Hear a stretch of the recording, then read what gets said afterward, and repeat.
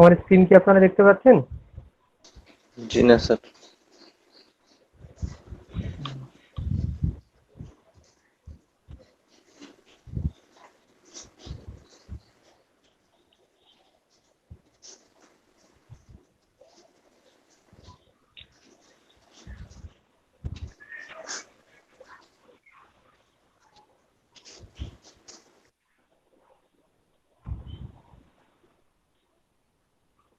জি sir, দেখা যাচ্ছে।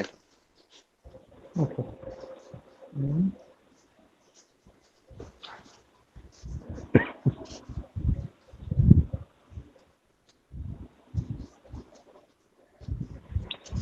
এই যে একটা স্টোরি, ছোট্ট একটা স্টোরি লাইন এখানে প্যারাগ্রাফের মতো, যেটা সবাই পড়তে পারতেছেন?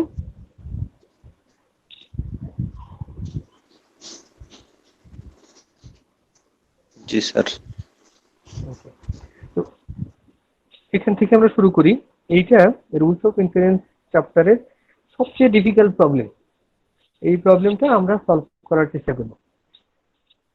তো হোপফুলি এটা যদি আমরা সলভ করতে পারি, তাহলে বাকি যে সমস্ত প্রবলেমগুলো আছে সেগুলো আমি ধরে নিতে পারি যে আপনারা সলভ করতে পারবেন, যদি সামান্য কিছু প্র্যাকটিস করেন। তো এখন প্রবলেমটা কেমন সেটা প্রথম বোঝার চেষ্টা করি, বা আমাদেরকে কি করতে হবে। তো এই জায়গাতে আমাদের কিছু পুরনো নলেজ অ্যাপ্লাই করতে হবে। পুরনো নলেজ হচ্ছে প্রপোজিশন। আমরা প্রপোজিশন করছিলাম না? জি স্যার। প্রপোজিশন, লজিক্যাল ইকুইভ্যালেন্স, ওই নলেজগুলো আমাদের এখানে লাগবে। আচ্ছা, ফার্স্টে কোশ্চেনটা দেখি। If Superman were able and willing to prevent evil, then he would so. If Superman were unable to prevent evil, then he would be impotent. If he were unwilling to prevent evil, then he would be malevolent. Superman does not prevent evil. If Superman exists, he is neither important nor malevolent. Therefore, Superman does not exist. আচ্ছা, তো এইখানে আমরা পুরো স্ট্রাকচারটা যদি দেখি, যে একমাত্র therefore এইটা একটা কিওয়ার্ড, যেটা বুঝতে পারতেছে যে উপরে যে সমস্ত কথাবার্তাগুলো হয়েছে বা যে আলোচনা হয়েছে তার একটা সামারি বা একটা কনক্লুশন তৈরি হয়েছে লাস্ট লাইনটা। এটা কি আমাদের কাছে ক্লিয়ার? স্যার একটু আরেকবার বললে ভালো হতো স্যার। মানে এখানে বলা দেয়ারফর। আছে যে যদি সুপারম্যানের ক্ষমতা থাকতো এবং ইচ্ছা থাকতো অন্যায়ের প্রতিরোধ করার, তাহলে সে তা করত। যদি সুপারম্যানের ক্ষমতা না থাকতো অন্যায় প্রতিরোধ করার, তাহলে তাকে আমরা বলতাম ইম্পোর্টেন্ট। আর যদি তার ইচ্ছা না থাকে, তাহলে তাকে আমরা বলবো কপট। ম্যালভোলেন্ট, মানে সে এই করে মানুষের সাথে আর কি ধোঁকাবাজি করতেছে। Superman does not prevent evil, Superman অন্যায়ের প্রতিরোধ করে না। করে না। ইফ সুপারম্যান এক্সিস্ট, যদি সুপারম্যান আসলে এক্সিস্ট করতো, করতো। ইজ নাইদার ইম্পর্টেন্ট ইজ নর ম্যালভোলেন্ট, তাহলে ইম্পর্টেন্ট হইতো না, সে ম্যালভোলেন্ট হইতো না। তার জি মানে স্যার। কি, এই যে কথাটা আমরা বললাম, এই কথাটা থেকে আসলে তাহলে কি বোঝা যায়? থাকলে, সুপারম্যান থাকলে তো সেগুলি প্রতিরোধ করতো। জি স্যার। করতেছে কেউ? সুপারম্যান জি ডাজ না নট স্যার। প্রিভেন্ট ইভিল, তার মানে সুপারম্যান নাই। সুপারম্যানই তো নাই। সুপারম্যান প্রতিরোধ করতেছে না, তার মানে সুপারম্যান এক্সিস্টই করে না। এইটাই হচ্ছে conclusion. Therefore Superman does not exist. এখন প্রশ্ন হচ্ছে, ইজ দিস আর্গুমেন্ট ভ্যালিড? এই যে উপরের কথাটা, এই কথাটা কি ভ্যালিড? এখন ভ্যালিড কি ভ্যালিড না, আমরা তো নর্মাল সেন্সে কি চিন্তা করবো? তাহলে তাকে সুপারম্যানকে খুঁজে বের করতে হবে। জি স্যার। সুপারম্যান আছে কি কি? সম্ভব? সুপারম্যান কি আছে? জি সুপারম্যানকে না আমরা স্যার। কোথায় পাবো? তাহলে এই ভ্যালিডটা আসলে কি? এই ভ্যালিডটা প্রশ্ন করা হয়েছে আর্গুমেন্টটা ভ্যালিড কিনা। আর্গুমেন্ট, আর্গুমেন্ট কি জিনিস? আর্গুমেন্ট হচ্ছে এই যে শুরু থেকে if Superman were able and willing, এখান থেকে শুরু করে দেয়ারফোরের আগ পর্যন্ত যে স্টেটমেন্ট গুলো আছে, এই statement followed by a conclusion, এই পুরো প্যারাগ্রাফটাকে আমরা বলতেছি একটা আর্গুমেন্ট। আর্গুমেন্টে এটা মাস্ট, আর্গুমেন্টে কিছু স্টেটমেন্ট থাকবে এবং এই স্টেটমেন্টের শেষে একটা কনক্লুশন থাকতে হবে। এইটাকে আমরা আর্গুমেন্ট বলবো। এখন আর্গুমেন্টের ভ্যালিডিটি কিভাবে চেক হবে?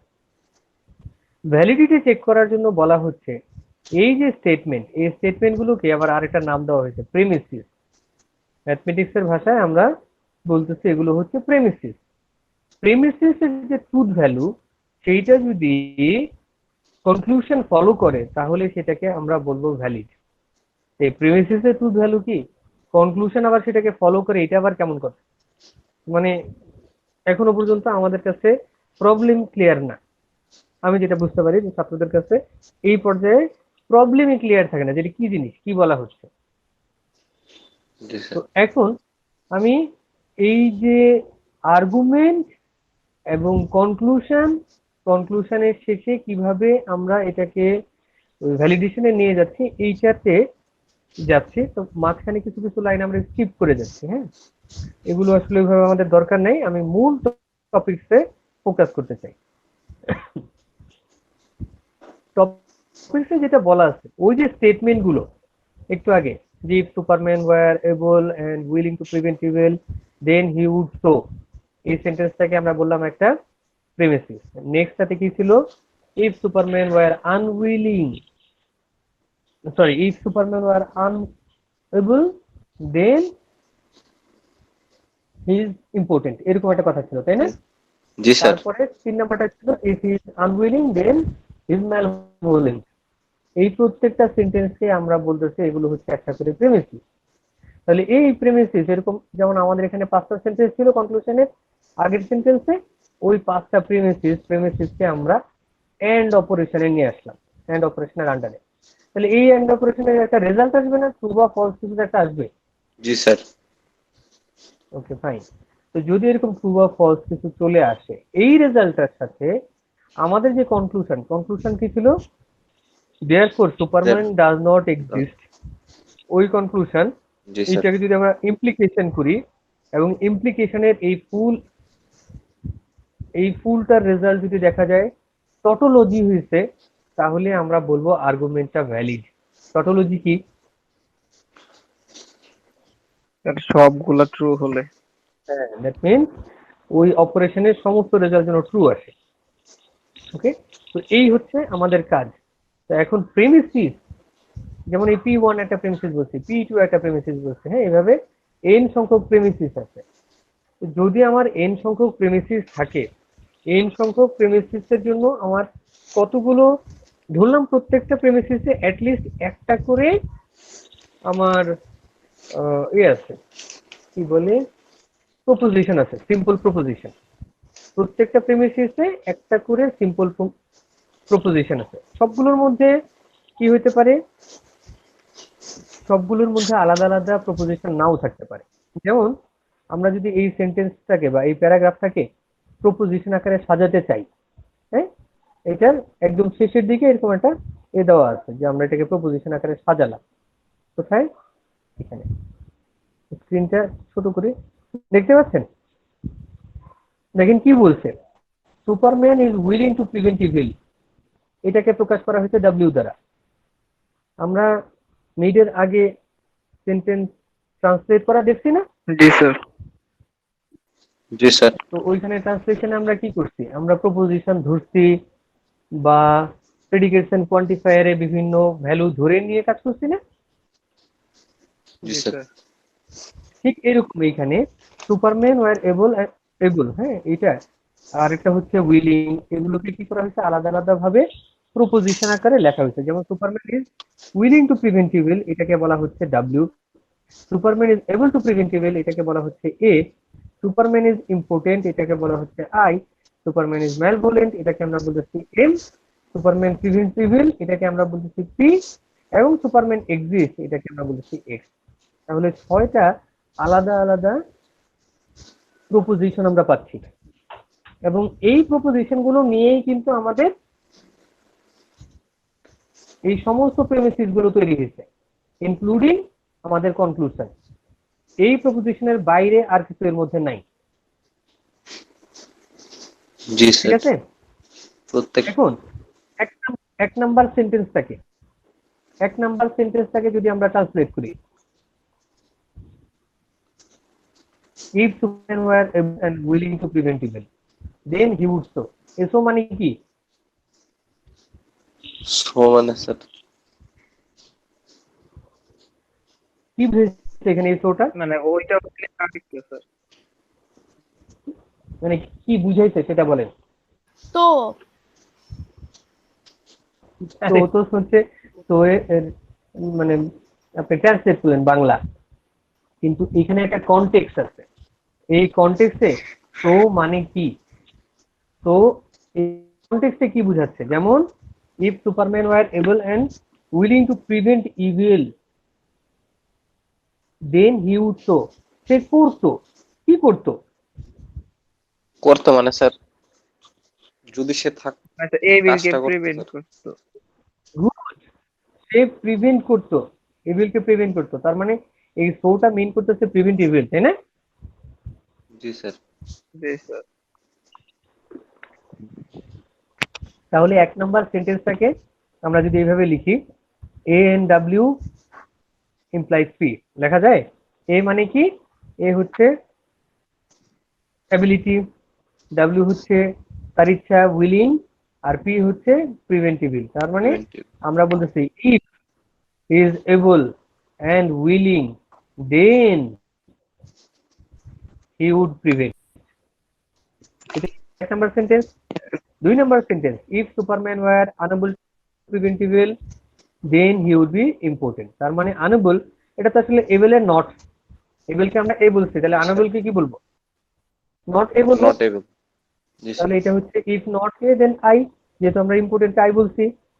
তারপরেরটাই কি আছে, if he were unwilling to prevent evil then he would be malevolent, যদি তার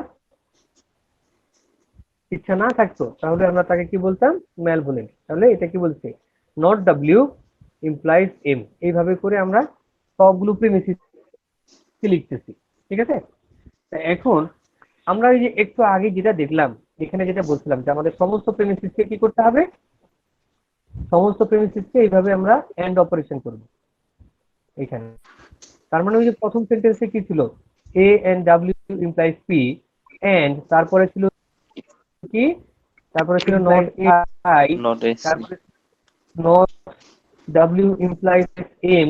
এই সমস্ত প্রেমিসিস গুলিকে আমরা এন্ড অপারেশনে আনবো। এন্ড অপারেশনে এনে তার সাথে আমাদের যেটা সি আছে কনক্লুশন, কনক্লুশনটা কি, কনক্লুশনটা হচ্ছে সুপারম্যান ডাজ নট এক্সিস্ট, তার মানে নট এক্স।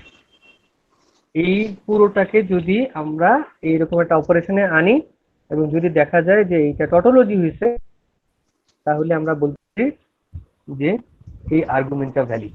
এখন আমাকে বলেন যে এখানে 6টা সিম্পল প্রপোজিশন আছে, এই 6টা সিম্পল প্রপোজিশন নিয়ে যদি আমরা এখানে কাজটা করতে চাই, আমাদের কয়টা রো ক্রিয়েট করতে হবে ট্রুথ টেবিল তৈরি করলে?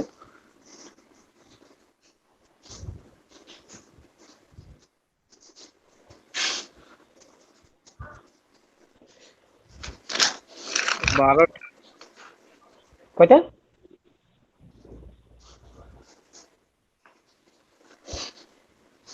বুঝি নাই, কয়টা বললেন? 12টাই হবে।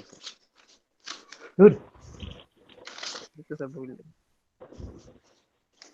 আপনাকে তো ওই যে ধরেন এ এন্ড বি লিখলাম, এ এন্ড বি এর জন্য যদি ট্রুথ টেবিল করতে হয় তাহলে কয়টা রো ক্রিয়েট করতে হবে? 4টা স্যার। 4টা।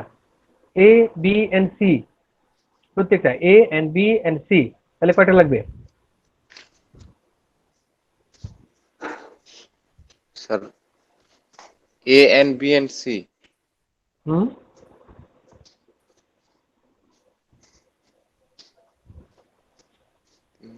8টা স্যার। 5টা। 4টা। 5টা হবে কেন? কি হলো, ওর মাত্র নষ্ট হয়ে 8টা। গেল নাকি? এইরকম উল্টাপাল্টা কথা বললে এখন কিন্তু জরিমানা, মিডের থেকে নাম্বার কাটবো নাহলে ফেল করাই দিব।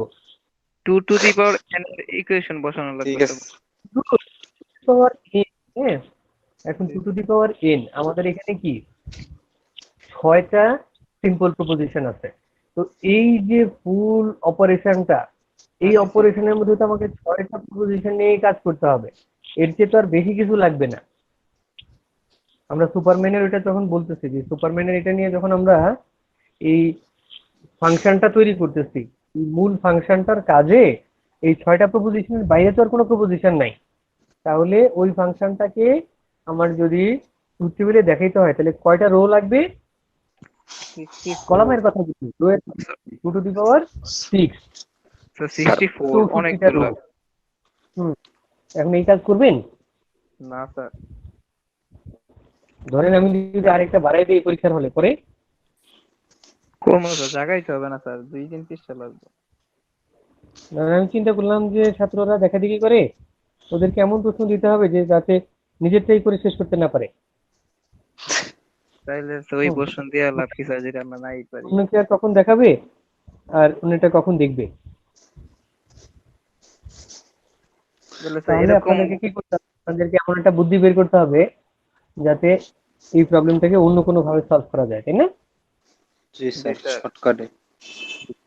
এখন আমরা এই কাজ করবো, দেখবো যে কিভাবে এই ট্রুথ টেবিলে না গিয়ে এই প্রবলেমটাকে শর্টকাটে সলভ করা যায়। জি স্যার, মানে যাতে 64 নিজে রো করতে করতে পারি গেলে, অন্যকে করতে। হ্যাঁ, নিজে করবেন অন্য কেউ করে দিবেন না, এমন একটা বুদ্ধি বের করতে হবে যাতে প্রশ্ন করতে হবে 45 জনের জন্য 45টা। স্যার এখানে কি স্যার সবগুলোর ক্ষেত্রে এন্ড অপারেশনই বসবে? অ্যান্ড অপারেশন জেনারেল ফর্মুলা এটা, হ্যাঁ, জেনারেল ফর্মুলাতে দেখতে পাচ্ছেন যে সব অ্যান্ড অপারেশন। এখন কি করা হয়েছে, এই কাজটাকে সিম্পলিফাই করার জন্য কিছু সহজ টেকনিক তৈরি করা হয়েছে। ওই যে একটু আগে আমরা যেটা দেখলাম না, এই যে এই লাইনটা দেখতেছেন, জি স্যার। জি স্যার। Dot dot. ঠিক এইটাকে এইভাবে দেখানো হয়েছে উপর থেকে। স্যার। এগুলো হচ্ছে সব প্রেমিসিস, এখানে একটা দাগ দেওয়া হয়েছে, তার নিচে কনক্লুশন আছে সি। দ্যাট মিনস এই সবগুলো, এই সবগুলোর উপরে এগুলো ছিল আমাদের প্রেমিসিস, তার ফাইনালি আমরা একটা কনক্লুশন পাচ্ছি C. C for premises, C for conclusion. আর সামনে এই যে চিহ্নটা, বাংলা যেটাকে আমরা অতএব বলি আর কি, এটা হচ্ছে আসলে ইংলিশে জি গ্যাপ হচ্ছে। স্যার শুধু হ্যাঁ, লাস্টে কি কথাটা এটা বললেন শুধু স্যার? ওই অতএব চিহ্নটাকে আমরা এখানে দেয়ার ফোর হিসাবে বলছি আর কি, আমাদের যে আর্গুমেন্ট যেটা ছিল সেটা। আচ্ছা, তো এখন এইখানে যেটা বলতেছিলাম যে এখানে কিছু কাজ করা হয়েছে, সেটা হচ্ছে ওই যে আমরা দেখছিলাম টটোলজির সময় কিছু রুলস দিচ্ছিলাম, মনে আছে? রুলস, রুলস বলতে স্যার। লজিক্যাল ইকুইভ্যালেন্সের কিছু রুলস দেখছিলাম না? স্যার। লজিক্যাল ইকুইভ্যালেন্সেস মনে আছে? ওই ভুলে গেছেন নাকি? স্যার গোলাই মনে পড়তেছে না স্যার। ইকুয়েশন ছিল যে অনেকগুলো ধরেন, স্যার। হ্যাঁ হ্যাঁ হ্যাঁ, ইকুয়েশন তো না, তো লিখে আমরা বলছিলাম লজ। জি স্যার, ল ছিল। লজ, এখানে যেমন আমরা ল তৈরি করছি, এইখানে এরকম আমরা ছোটখাটো কিছু ল তৈরি করছি, যেই ল গুলোকে ব্যবহার করে আমরা এই যে 64টা রো, 13-14টা কলাম বানিয়ে ট্রুথ টেবিল করার প্রসেসটাকে অ্যাভয়েড করতে চাই। তো এই ল গুলো প্রথম আপনাদেরকে দেখাবো। আমাদের টপিকসের নাম কিন্তু রুলস অফ ইনফারেন্সেস, তার মানে আমরা কিছু রুলস দেখবো প্রথম। এই রুলস এর মধ্যে 1 নাম্বার রুলস হচ্ছে মডুস পোনেন্স। মডুস পোনেন্সে যেটা বলা আছে, এই ধরেন পি ইমপ্লাইজ কিউ, এটা কি ইমপ্লিকেশন। ইমপ্লিকেশনে আমরা জানি ইমপ্লিকেশন চিহ্নের বাম দিকে যেটা থাকে সেটাকে আমরা বলতেছি হচ্ছে হাইপোথিসিস, আর ডান দিকে যেটা থাকে সেটাকে আমরা বলি কনক্লুশন। কনক্লুশন। ঠিক আছে? তো মডুস পোনেন্স, পোনেন্স কথাটার অর্থ হচ্ছে আপনার মেনে নেওয়া বা যেটা স্বীকার করে নেয়। তো এখানে কি স্বীকার করতেছি, এটাতে আমাদের একটা এক্সাম্পল দেওয়া আছে। এক্সাম্পলটা হচ্ছে কি, if it rains then it is cloudy. বৃষ্টি হচ্ছে, যদি বৃষ্টি হয় তাহলে আকাশ মেঘলা থাকে। It rains therefore it is cloudy, তাহলে এই যে অংশটা ইট রেইনস থেকে শুরু করে উপরে যে দুইটা সেন্টেন্স, এই দুইটা হচ্ছে মূলত আমার প্রেমিসিস।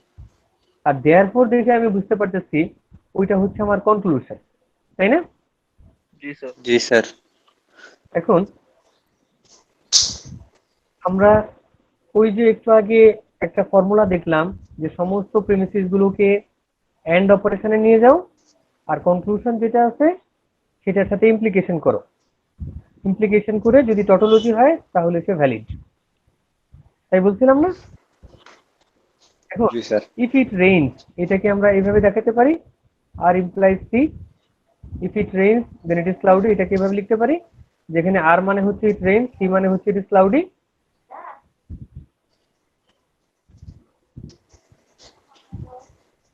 তাহলে উপরের সেন্টেন্সটাকে আর ইমপ্লাইজ এইভাবে লেখা যায়। জি স্যার। ওকে ফাইন, লিখলাম। আর নিচেরটা হচ্ছে কি? নিচেরটা হচ্ছে ইট therefore রেইনস। না না, ওটা তো আপনি কনক্লুশনে চলে গেলেন, আমরা প্রেমিসের আগে কথা ইট বলতেছি। রেইন, ইট রেইন হবে। তার নিচে সিকোয়েন্স মানে হচ্ছে আর।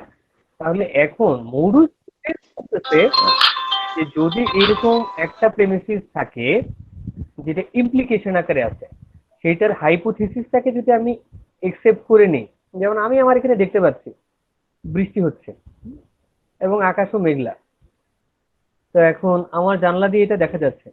অন্য রুমে কেউ একজন বসে আছে, হয়তো টিভি দেখতেছে, তাকে গিয়ে আমি বললাম যে বৃষ্টি হচ্ছে।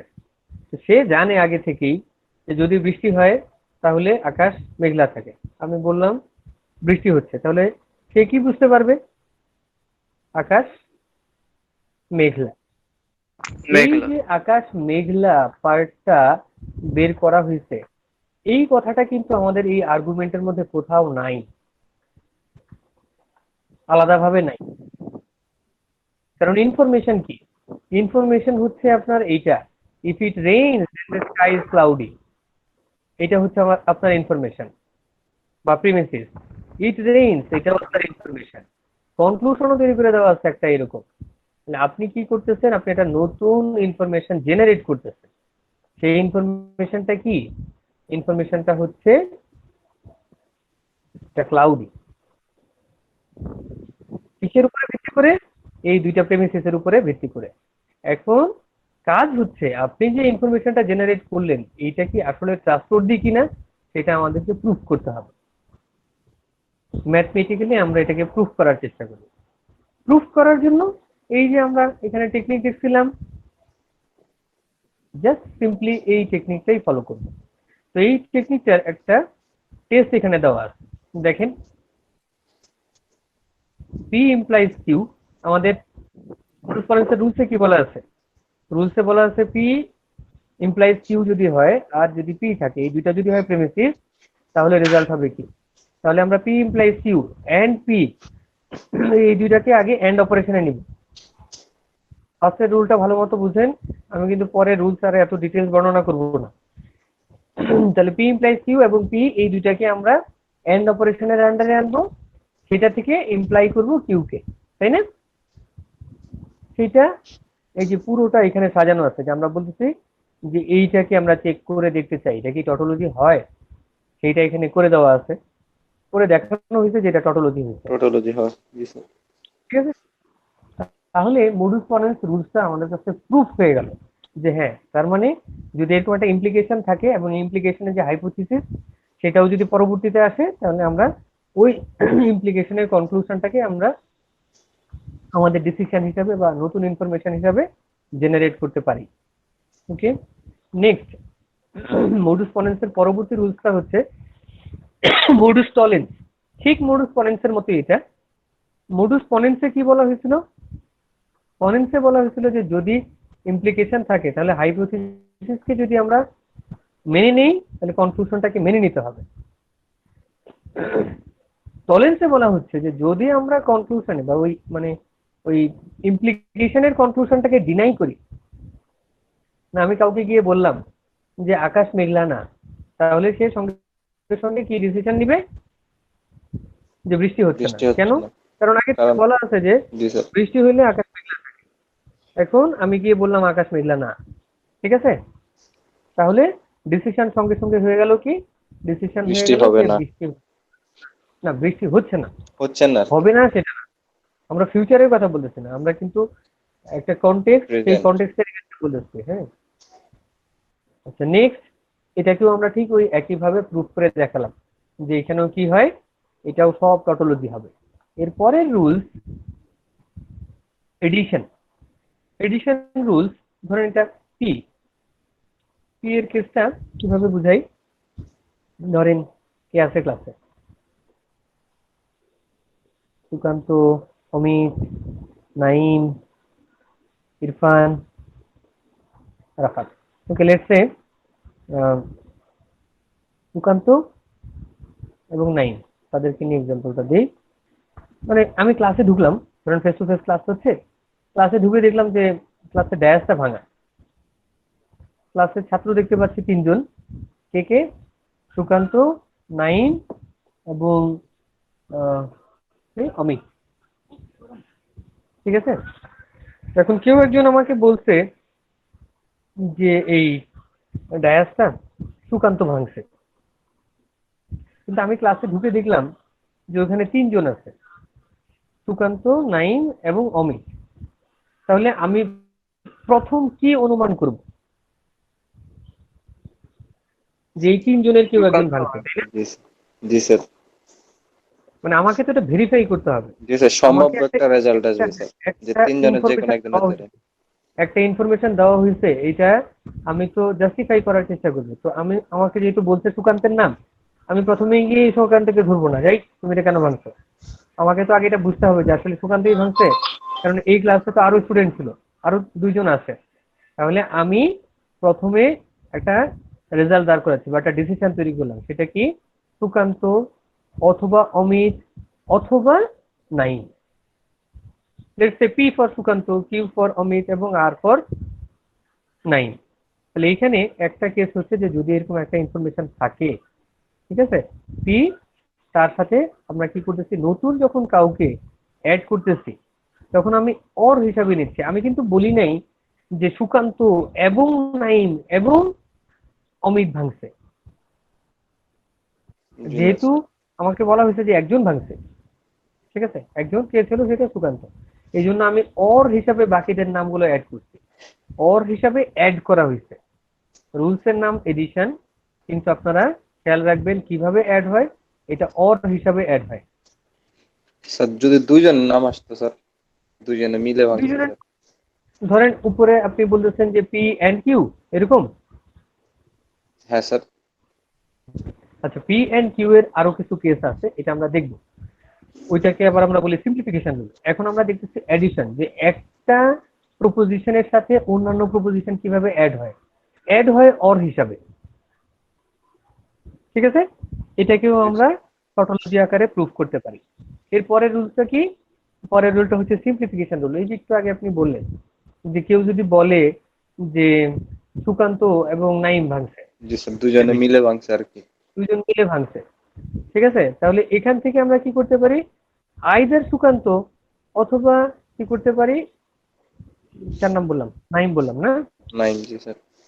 যে কোনো একজনকে পাইলেই আমি বলতে পারবো আচ্ছা আসামি পাওয়া গেছে। জি স্যার। এখন আমি এখানে পি ফর সুকান্ত যদি হয়, আমি পি না লিখে কিন্তু কিউ লিখতে পারি, কারণ কিউ তো আসামি, জি স্যার। তাই না? সিম্পলিফিকেশন হচ্ছে এরকম যে যখন এন্ড আকারে অনেকগুলো আছে সেখান থেকে একটাকে পিক করছি, আর এডিশন হচ্ছে যখন একটা আছে সেখানে আমি আরো নতুন প্রপোজিশন অ্যাড করতেছি অর আকারে, ঠিক আছে।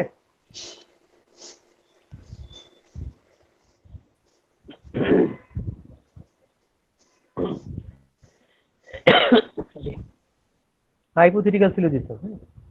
তো এটা একটা এক্সাম্পল দেই। ধরেন এক সময় আপনাদের ইউনিভার্সিটির পেছনে পশ্চিম রাজাবাজারে আমি ভাড়া থাকতাম। তো বিকেল 5টা 5:30টার দিকে যখন আমার অফিস ছুটি হতো, তখন আপনাদের ম্যাডাম, এটা তার একটা রুটিন ছিল, ঠিক 5, 5:30, 5:45টার দিকেই সে ফোন দিত। ফোন দিয়ে জিজ্ঞেস করলো, এই তুমি কোথায়? আমি বললাম আমি তো অফিসে। হ্যাঁ, তুমি তো অফিসেই থাকবা, আমরা কি করি না করি কোনো খোঁজ খবর নিতে হয়? অফিসে বসে থাকলেই তো হয়। এই ধরেন শুরু হয়ে গেল। আমি বুঝতে পারতেছি যে আসলে সে কিছু একটা চায়। তো আমি বললাম, তাহলে তুমি আসো অফিসে। অফিসে আসলে কি হবে? তো অফিসে আসলে তো এটারও তো একটা ভ্যালু থাকতে হবে, কেন সেখানে আসবে? অফিসে জি তো স্যার। আসলে কোনো, তো তাকে বললাম আচ্ছা ঠিক আছে, যদি তুমি আসো তাহলে আমরা 32 নম্বর যাবো, ওখানে গিয়ে বেড়াবো। এবং 32 নম্বর তার একেবারেই পছন্দ না। কেন? সঙ্গে সঙ্গে ঝাড়ি দিয়ে বসলো, 32 নম্বরে যাবো কেন? ওইখানে তোমার ছাত্রছাত্রীরা গিয়ে প্রেম করে। কি মুসিবত! এখন 32 নম্বর ছাড়া যাই কোথায় বলেন? এখানে তো আর কিছু নেই। আর যদি সেই সংসদ ভবনে যাই ওটা আবার একটু দূরে হয়ে যাচ্ছে, এত দূরে যেতে ইচ্ছা করতেছে না। এখন 32 নম্বরে কোনো আকর্ষণ আছে কিনা খুঁজে বের করতে হবে। তা আকর্ষণ একটা বের হলো যে 32 নম্বরে বোর্ড দিয়ে তখন ঘোরেন, হ্যাঁ বোর্ড দিয়ে ঘোরেন। তো এটা এখন আগে বোর্ড ছিল না এখানে, আগে যেটা ছিল এখানে চা ফুচকা এগুলো বিক্রি হতো, তো ওই ফুচকাটা আমার ভালো লাগতো। তো আমি ওকে বললাম যে ঠিক আছে তুমি যদি আমরা 32 নম্বরে যাই তাহলে আমরা ফুচকা খাবো। তো সে কি করলো, একটা কনক্লুশন তৈরি করলো, তার মানে হচ্ছে যদি আসি তাহলে তুমি ফুচকা খাওয়াবা। বুঝতে পারছেন? জি স্যার। এখন কেস পি, যদি তুমি আসো কিউ তাহলে আমরা 32 নম্বরে যাবো। 32 যাবো, যদি 32 নম্বরে যাই তাহলে ফুচকা খাবো, 32 নম্বরে যাই তাহলে আর ফুচকা হচ্ছে খাবো। তাহলে আমরা ফুচকা খাবো। তাহলে কনক্লুশন সে যেটা তৈরি করছে যে যদি আসা হয় তাহলে কি হবে, ফুচকা খাওয়া হবে। ফুচকা খাওয়া হবে। বুঝতে পারছেন? জি স্যার। মনে থাকবে এই রুল। জি স্যার, এটা তো বলার মতো না স্যার। এটার নাম হচ্ছে হাইপোথেটিক্যাল সিলোজিজম। তো হাইপোথেটিক্যাল সিলোজিজমে একটা প্যাটার্ন আছে, এই প্যাটার্ন ছাড়া এটা কাজ করবে না। দ্যাট মিনস আপনি যদি উপরে কিউ ইমপ্লাইজ আর নিচে পি ইমপ্লাইজ কিউ লেখেন তাহলে কিন্তু সে কাজ করবে না। মানে ম্যাথমেটিক্যালি প্রুফ করতে পারবেন সেটা ঠিক আছে, কিন্তু আমরা এরকম একটা প্যাটার্নে সাজাই। সেই প্যাটার্নটাই কি, যে প্রথমটার কনক্লুশন এবং দ্বিতীয়টার হাইপোথিসিস এক হইতে হবে। ঠিক আছে? আমরা তো এন্ড অপারেশন করব, এই এই পুরোটার মধ্যে এন্ড অপারেশন করব। এন্ড অপারেশনে আপনি কিউ ইমপ্লাইজ আর আগে লিখেন, পি ইমপ্লাইজ কিউ পরে লিখেন, কোনো সমস্যা নেই, একই রেজাল্ট হবে। কিন্তু আমরা প্র্যাকটিসের সময় এইভাবে সাজানোর চেষ্টা করবো যাতে আপনার কাজটা ইজি হয়, যে পি ইমপ্লাইজ কিউ, নিচে হচ্ছে কিউ ইমপ্লাইজ আর, রেজাল্ট হচ্ছে কিউ ইমপ্লাইজ আর। ঠিক আছে?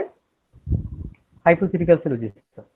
Next, disjunctive syllogism. এটা কি, ধরেন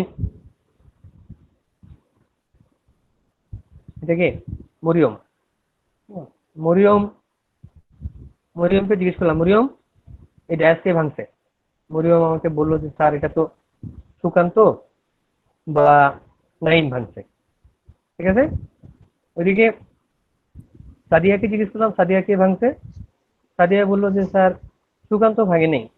কিভাবে জানলা? কারণ সুকান্ত আমার সাথে দাঁড়ায় দাঁড়ায় চা খাচ্ছিল, আমি এটা জানি। জি স্যার। ঠিক আছে? তো এখন যেহেতু মরিয়ম বলছে সুকান্ত অথবা নাইম, আবার সাদিয়া একটা স্টেটমেন্ট দিয়ে দিচ্ছে যে না না, সুকান্ত না, তাহলে তো আসামি নাইম। নাই। জি স্যার। ঠিক আছে? হুম? তো এটা কি আমরা কি বলতেছি, ডিসজাংটিভ সিলোজিজম। কি ছিল উপরে, পি অর কিউ, প্রথম প্রেমিসিস। দ্বিতীয় প্রেমিসিসটা হচ্ছে নট পি। এটা বেসিক্যালি পি এবং নট পি কাটা যাচ্ছে, ফাইনাল রেজাল্টটা থাকতেছে কিউ। কিউ। এখানে যদি নট কিউ হইতো, যদি সাদিয়া বলতো যে না স্যার নাইম আমার সাথে দাঁড়ায় চা খাচ্ছিল, তাহলে স্যার পি হতো স্যার।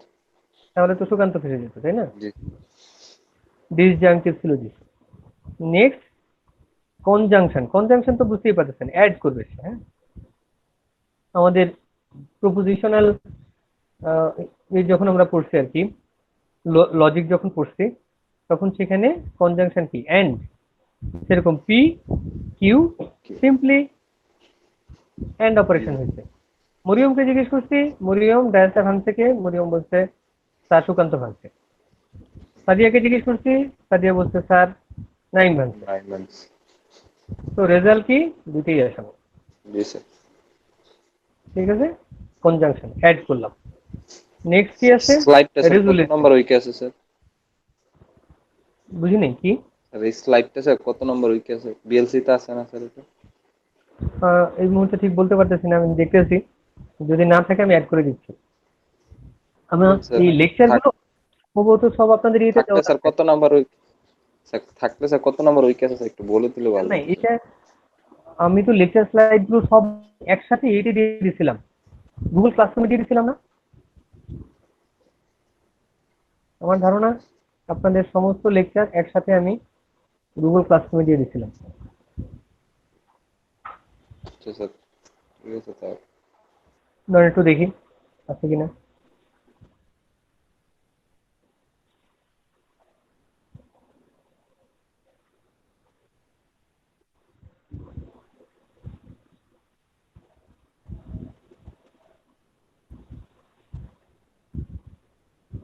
না স্যার, সবগুলো দেওয়ারই 03 না? দেওয়া নেই স্যার। আচ্ছা দেখতেছি, না থাকলে দিয়ে দিচ্ছি।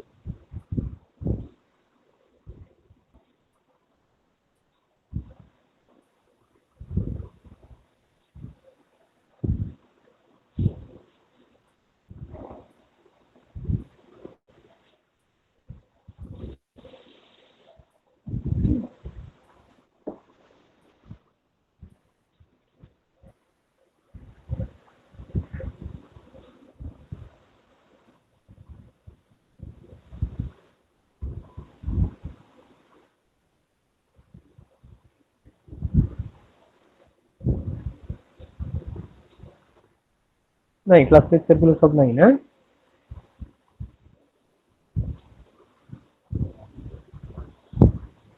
ওকে, তাহলে আমি এখানে সমস্ত লেকচার আলাদাভাবে আপ করে দিচ্ছি। ফাইনালের কন্টেন্ট হিসাবে সবগুলোকে আপ করে দিব, ঠিক আছে? ওকে, ঠিক আছে। যাতে এক জায়গাতে সব পাওয়া যায় আর কি। জি স্যার, একটা ড্রাইভের Okay. ভিতরে স্যার সবগুলো আপলোড করে দিলে হবে। হ্যাঁ, এখন রেজুলেশন।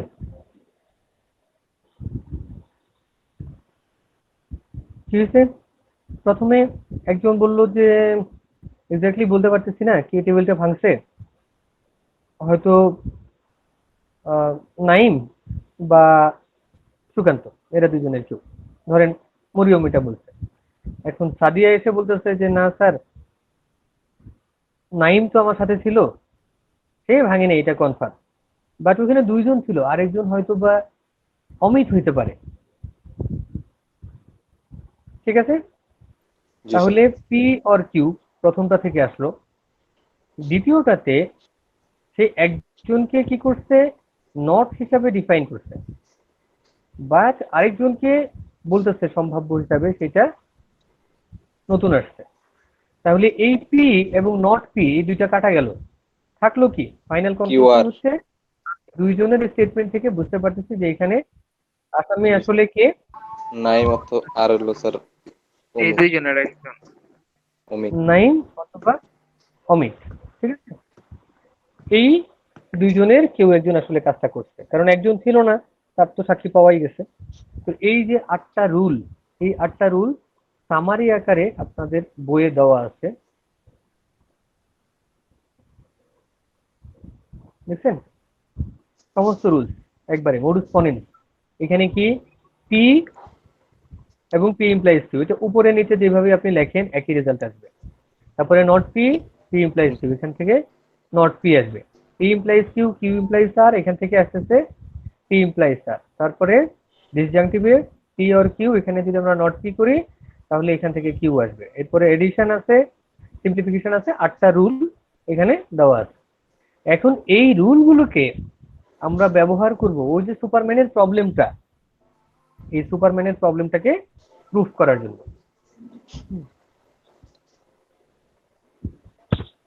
আর ওই যে স্যার প্যারাগ্রাফের মতো যতটুকু আছে পুরোটাই কি স্যার এরকম ভাবে সলভ করতে হবে? হ্যাঁ, বুঝি নাই কি? মানে স্যার এই যে সুপারম্যান ইয়াটা তো স্যার অনেক বড় লাইন, মানে অনেক বড় ইয়া, ওটা কি স্যার পুরোটাই করতে হবে স্যার এরকম ভাবে? না না না, এত কিছু লাগবে না, কিছু কিছু রুলস আমাদের লাগবে। আমরা একটা দেখি যে কিভাবে সলিউশনটা করা হয়েছে। আচ্ছা, আমরা সুপারম্যানের এটাকে নিয়ে আসছিলাম এখানে।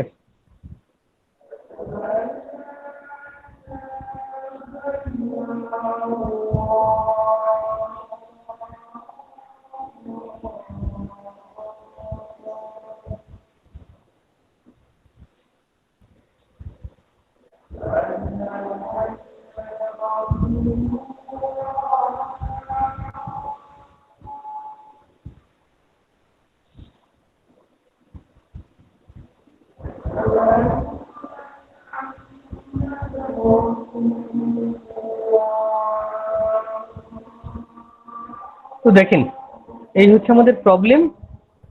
আর এই যে নিচে এগুলো দেওয়া আছে, এগুলো হচ্ছে কি আমরা ধরে নিছি। হ্যাঁ ধরে নিয়েছি। এখন ধরে নিয়ে আমরা কি করছি, আমরা কিছু ধরে নিয়ে আমরা কিছু প্রিমিসিস তৈরি করছি। সেই প্রিমিসিস গুলো কোথায়? প্রিমিসিস গুলো হচ্ছে এইখানে। এই কয়টা প্রিমিসিস আমাদের সামনে আছে। ওকে,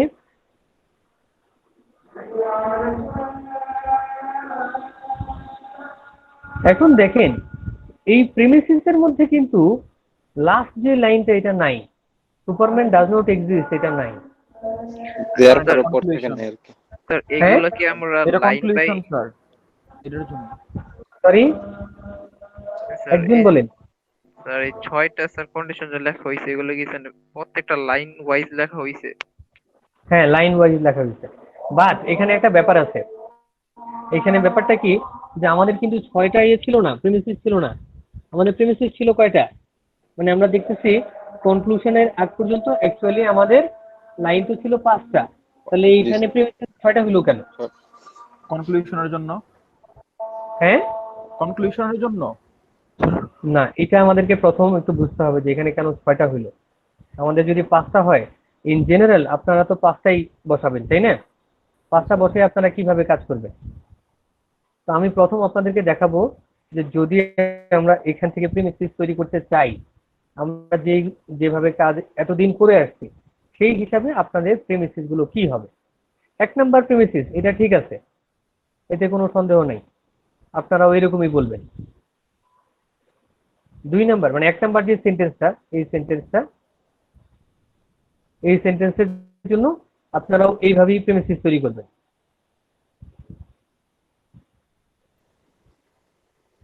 তাই না? জি স্যার। ওকে, দ্বিতীয় সেন্টেন্সটা, দ্বিতীয় সেন্টেন্সটা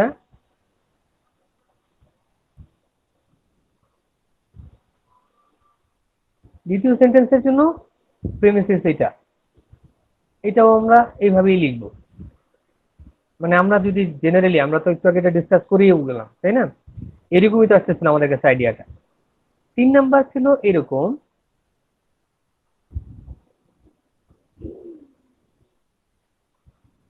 এবং 3 নাম্বারও আমাদের তাদের সাথে মেলে, এখানে কোনো সমস্যা নাই। 4 নাম্বারে কি আছে? Superman does not prevent people. Superman does not prevent people, prevent পিপলকে আমরা পি দ্বারা প্রকাশ করছি এখানে, যেহেতু ডাজ নট আছে তার মানে নট বসবে। এক্ষেত্রে আমরা বলতে পারি কি, not P, simply not P. ঠিক আছে, এইটাও মিলছে। কিন্তু যখনই আমরা তার পরের লাইনে আসতেছি, এখানে দেখেন কি বলা আছে, if Superman exist is neither important নর ম্যালভোলেন্ট। এই পুরোটা কিন্তু একটা সেন্টেন্স,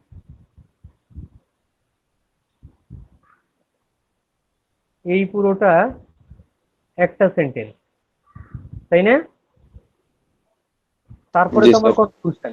তাহলে এই যে দুইটা, এইখানে কি এক, সরি, তাহলে কি, মানে যেইটা কনফিউশন তৈরি হয়, কনফিউশনটা হচ্ছে যে এই দুইটার মধ্যে এইটা প্রিমিসিস আর পরেরটা কি কনক্লুশন? না জি স্যার। না, ব্যাপারটা তা না। কনক্লুশন এইখানে হয়নি হচ্ছে যে এক্সাম্পলটা এখানে আছে, এখানে একটা সমস্যা আছে। এই পুরো 5 এবং 6, এইটা হচ্ছে actually if Superman exist he is neither important নর ম্যালভোলেন্ট, ওইটা। তাহলে এটাকে যদি আমরা আমাদের নলেজ অনুযায়ী সাজাতে যেতাম তাহলে কেমন হইতো? আমরা এখানে দেখতেছি কি আছে, এক্সিস্টের কথাটাকে আমরা বলছি এক্স, তাই না? জি স্যার। X, Superman exist. ইম্পর্টেন্টকে আমরা বলছি আই, ম্যালভোলেন্টকে বলছি এম। ঠিক আছে, তাহলে আমাদের সেন্টেন্সটা হয়তো এরকম, সেন্টেন্সটা হওয়া উচিত ছিল এইরকম যে যদি সে এক্সিস্ট করে, এক্স। যদি এক্সিস্ট করে, let's say X. X implies কি হবে? X by sir yeah M. Not, not I. Okay, not I, আর নট এন্ড। এন্ড। তার মানে আমাদের এটা হবে এক্স, ধরেন আমি এইভাবে ইমপ্লিকেশন বুঝালাম, এক্স ইমপ্লাইজ, এখন হবে not and, not I. Right space দিই, স্পেস দিয়ে আই একটা স্পেস দেই, এখানে রাখি এম। তাহলে এখানে আমি নট বসাই দিই, এন্ড বসাই, তার মানে এইখানে নট, এইখানেও নট, আর মাঝখানে এন্ড হবে। এরকম হওয়ার কথা না? জি স্যার। জি স্যার। তাহলে এরকম লিখতে কি আমরা পারবো না এই ক্ষেত্রে? হ্যাঁ হ্যাঁ, এটা দিয়েও আপনি কাজ করতে পারবেন। এখন এই ধরেন আপনি ওই উপরে 4টা লিখছেন আর এটা লিখছেন, এই 5টা, আপনার প্রেমিসিস আসছে 5টা, তাহলে আমরা এখান থেকে কাজ শুরু করব। ধরেন এইগুলো বাদ, যেহেতু ডাইরেক্ট আমরা ওইভাবে ড্র করতে পারতেছি না ওইখান থেকে, আমরা এই ঝামেলায় যাব না, কারণ পরীক্ষার খাতায় আপনি এটা বুঝতে পারবেন না, মানে পরীক্ষার টাইমে। তো কিভাবে এটা আমরা তৈরি করতে পারি সেটা আমরা দেখি। আমাদের একটা রুলস ছিল সিম্পলিফিকেশন, মনে আছে? সিম্পলিফিকেশনে কি বলা হয়েছিল, যে সুকান্ত যোগ এবং করতে নাইম টেবিলটা ভাঙছে, সুকান্ত এবং টেবিলটা, নাইম জি স্যার। টেবিলটা ভাঙছে, আমরা সুকান্তকে ধরতে পারছি, তার মানে আমরা ক্লেম করতে আমরা আসামি ধরতে পারছি। জি স্যার। ঠিক আছে, এই সুকান্ত আবার মাইন্ড করতেছে নাকি? না স্যার। তো এটা জাস্ট যাতে আপনাদের মনে থাকে সেই জন্য ওইভাবে জি স্যার। বলতেছে। তাহলে এখন এই যে পার্টটা, লেটস সে আমি বললাম যে এই যে অংশটা,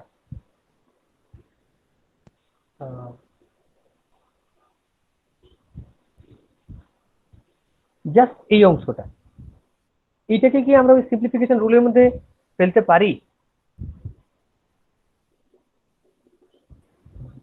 জি স্যার, ফেলা যায়। জি স্যার, ফেলা যায় স্যার। ওটা তো স্যার ইয়া করে দিলে হবে। তাহলে এটাকে কিভাবে আমি সিম্পলিফিকেশন রুলের মধ্যে ফেলবো সেটা দেখেন। ধরেন এটাকে আমি পিক করে নিয়ে আসলাম, এনে এটা সমান সমান আমি কি বলতে পারি?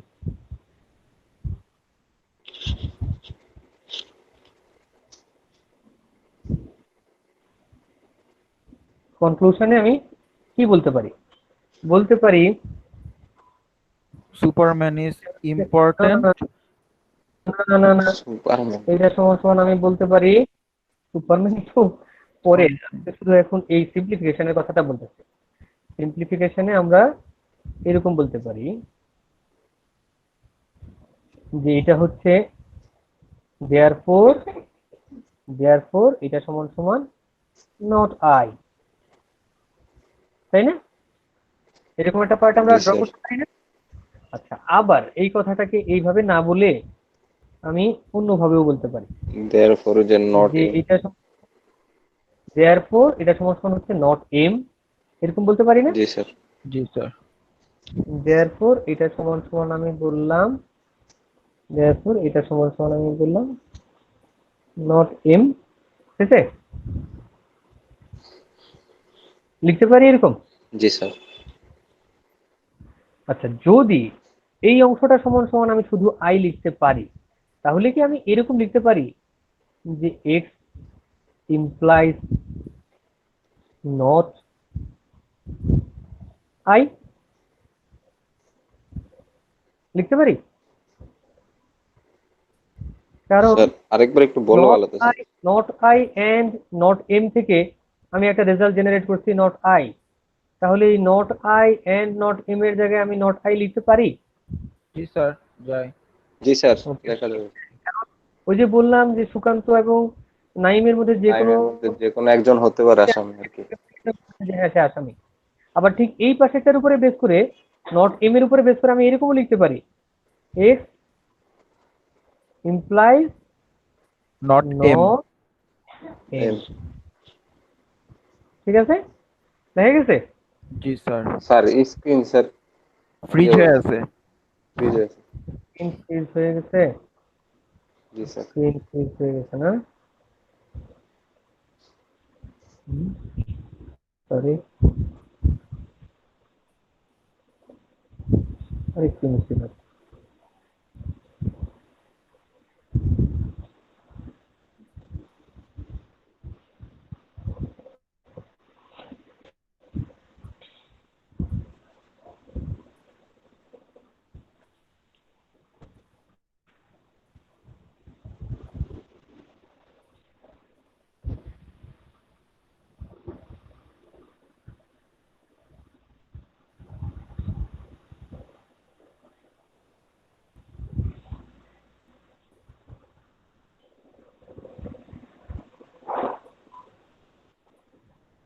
এখন দেখা যায়?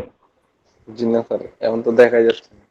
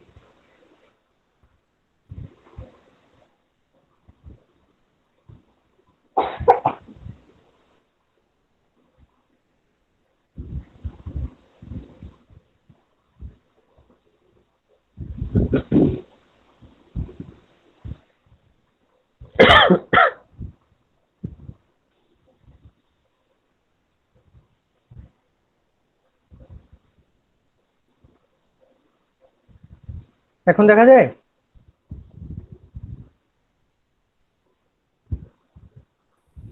জি স্যার। জি স্যার। কিন্তু আচ্ছা, তো এখন আমরা কি করলাম? আমরা দেখালাম যে কিভাবে আসলে ওরা এখানে 5 নাম্বার এবং 6 নাম্বারটা এই দুইটা ইকুয়েশন বা এই দুইটা প্রিমিসিস এখানে তৈরি করছিল। বাট অ্যাকচুয়ালি আমরা যদি এইভাবে নিজেরা কাজ করতে যাই, শুরুতেই কিন্তু আমরা 5 এবং 6 প্রিমিসিসটা পাবো না। আমরা পাবো এরকম 5টা প্রিমিসিস, 1 2 3 4 5। তো লেটস সে এখন যেহেতু আমাদের কাছে এটা ক্লিয়ার হয়ে গেছে, আমরা ওইভাবেই যদি কাজ করি, ধরেন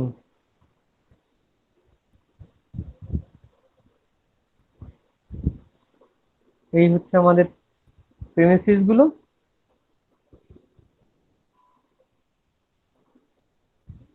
এই হচ্ছে আমাদের প্রিমিসিস। প্রিমিসিসে আবার আমি এটাকে একটু ভেঙে আলাদা করে দেখাই।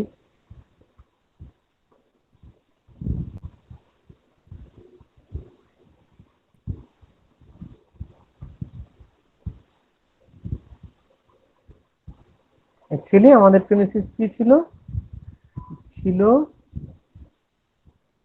যে যদি x হয় তাহলে এটা হবে কি?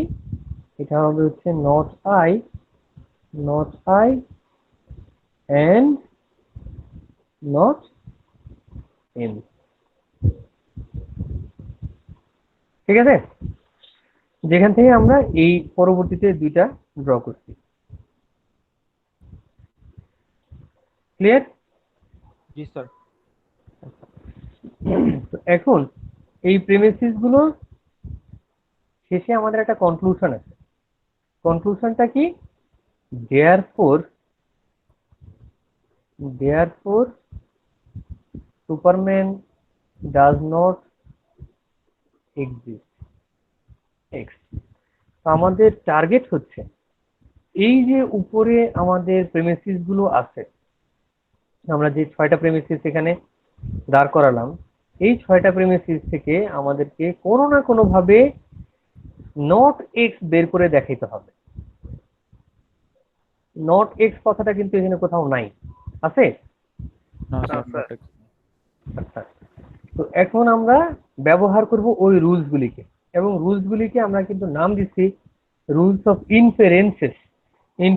ইনফার করা বা ইনফারেন্স কথাটার অর্থ হচ্ছে নতুন কিছু বের করা, পুরনো কিছু থেকে নতুন কিছু বের করা। তো এখন একদম এই সেমিস্টারের ডিসক্রিট ম্যাথমেটিক্স এর প্রথম ক্লাসে আমরা একটা আলোচনা করছিলাম কন্ট্রা পজিটিভ, মনে আছে কি নামটা? নাম স্যার মনে আছে। নামটুকু মনে থাকলেই হবে। তো কন্ট্রা পজিটিভ, এইটার কন্ট্রা পজিটিভ যদি আমরা করতে চাই, ধরেন ইকুয়েশন গুলো এরকম, এটা 1, এটা 2, এটা 3, এটা 4, 5, 6, আপনারা ম্যাথমেটিক্সে সিম্পলি যেভাবে কাজ করেন ইকুয়েশন বসেন, এরকম নাম দেওয়া আছে 1 2 3 4 5 বা এইচ কেন আছে সেগুলো নিয়ে মাথা ঘামানোর দরকার নেই, সিম্পলি 1 2 3 4 চিন্তা করে। তো আমি কি বলতেছি যে এটার কন্ট্রা পজিটিভ করতে হবে। কন্ট্রা পজিটিভ পারবেন করতে?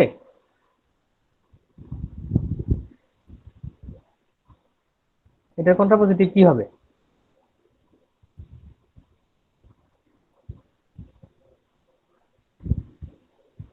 মনে নাই? হ্যাঁ, মনে আছে? না স্যার। No, sir. আচ্ছা, অসুবিধা নেই, মনে না থাকাটা কোনো অপরাধ না। কন্ট্রা পজিটিভ হচ্ছে শুধুমাত্র ইমপ্লিকেশনের উপর এটা অ্যাপ্লিকেবল, আর কোথাও কিন্তু হয় না। ইমপ্লিকেশনের ডানে এবং বামে যে প্রপোজিশন গুলো আছে এরা সাইড চেঞ্জ করবে, সাইড চেঞ্জ করে দুইটার সামনেই নট বলবে, তাহলে এই পাশে আইটা চলে যাবে বাম দিকে আর নট এটা চলে আসবে ডান দিকে, দুইটার সামনেই আমরা নট বসাবো। এইরকম কন্ট্রা পজিটিভ কিন্তু কোনো রুলস আমরা এই রুলস অফ ইনফারেন্সের মধ্যে দেখি নাই, দেখছি? না স্যার। রুলস অফ ইনফারেন্সে তো আমরা 8টা রুল দেখলাম, তার মধ্যে কিন্তু কন্ট্রা পজিটিভ ছিল না। না স্যার। তাহলে এইটাও আপনাকে মাথায় রাখতে হবে যে ওই লজিক্যাল ইকুইভ্যালেন্সের যে রুলস গুলো, প্রপোজিশনের যে রুলস গুলো, এগুলো সব এখানে ব্যবহার করা যায়। স্পেশালি আরো 8টা রুল এখানে দেওয়া হয়েছে। আচ্ছা, যাই হোক, প্রথম আমরা কন্ট্রা পজিটিভটা দেখি যে কন্ট্রা পজিটিভ কি হবে। কন্ট্রা পজিটিভ হচ্ছে নট আই, এটার কন্ট্রা পজিটিভ হচ্ছে not I implies not not a। কেটে যাবে না স্যার? এখন এই যে দুইটা নট নট যদি বসাই তাহলে রেজাল্টটা কি হবে? শুধু এ হবে। এটা হচ্ছে শুধু এ থাকবে, তাহলে এটাকে আমরা বলতে পারি এটা হচ্ছে basically not I implies A, A. তাই না? তাহলে দ্বিতীয়টার কন্ট্রাপজিটিভ কি হবে? নিচে যেটা আমি লিখলাম এটার কন্ট্রাপজিটিভ কি হবে? Not M implies W. Okay, এটার কন্ট্রাপজিটিভ আমি একবারে লিখে দিলাম। এটা কি? এটা ঠিক একইভাবে এটা হবে not I implies, sorry not I না তো, এম স্যার। এম। এটা হচ্ছে এম হবে। Not M, not M implies W. Implies W.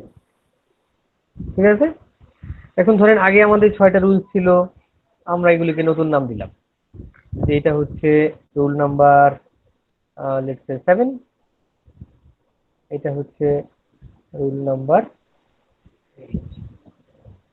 ঠিক আছে, এখন আমি বলতেছি যে 5 নাম্বার, আমাদের যে 5 নাম্বার রুলটা আছে এখানে, হ্যাঁ, 5 নাম্বার রুলটা এইটার সাথে আমি 7 নাম্বার রুলের একটা অপারেশন করতে চাই। এই 5 নাম্বার, তাহলে আপনি দেখা যায় না, স্যার 5 নাম্বারটা তো স্যার এই কন্ট্রাপজিটিভ করা যায়। কন্ট্রাপজিটিভ হ্যাঁ করা যায়, মানে আপনি যে কোনো দিক থেকে করতে পারবেন। আচ্ছা, মানে এইটা আমি একটা এক্সাম্পল বুঝাই দিচ্ছি, এরপরে আপনাদের হাতে ছেড়ে দিব, আপনারা যে যেভাবে পারেন প্রুফ করবেন। এই সলিউশন অনেক ভাবে করা যায়, ওইখানে একটা প্যাটার্ন দেখানো আছে, আমি জাস্ট এই প্যাটার্নটা আপনাদেরকে আগে বোঝানোর চেষ্টা করতেছি যে এইভাবে কাজগুলো হয়, এরপর আপনি আপনার মতো করে সলভ করেন। এখন আমি কি বলতেছি যে আমি 5 নাম্বার এবং 7 নাম্বারের মধ্যে, ঠিক আছে, 5 নাম্বার এবং 7 নাম্বারের মধ্যে হাইপোথেটিক্যাল হাইপোথেটিক্যাল সিলোজিজম, ঠিক আছে, বিটুইন 5 and 7, 5 এবং 7-এর মধ্যে হাইপোথেটিক্যাল সিলোজিজম আমি অ্যাপ্লাই করতে চাই। তাহলে 5 এবং 7-এর মধ্যে হাইপোথেটিক্যাল সিলোজিজম অ্যাপ্লাই করলে কি হবে? 5-এ কি আছে? 5-এ আছে হচ্ছে এক্স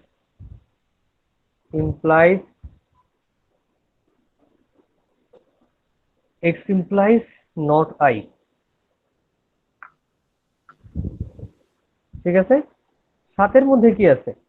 7-এ আছে নট আই ইমপ্লাইজ এ। তাহলে হাইপোথেটিক্যাল সিলোজিজম, ফুচকা খাওয়ার ঘটনা, বলেন কি হবে? X implies A. X implies এ, তাহলে রেজাল্ট হচ্ছে এক্স ইমপ্লাইজ এ। ঠিক একইভাবে আমি যদি বলি এই হাইপোথেটিক্যাল সিলোজিজম আমি আবার অ্যাপ্লাই করব 6 এবং 8-এর মধ্যে,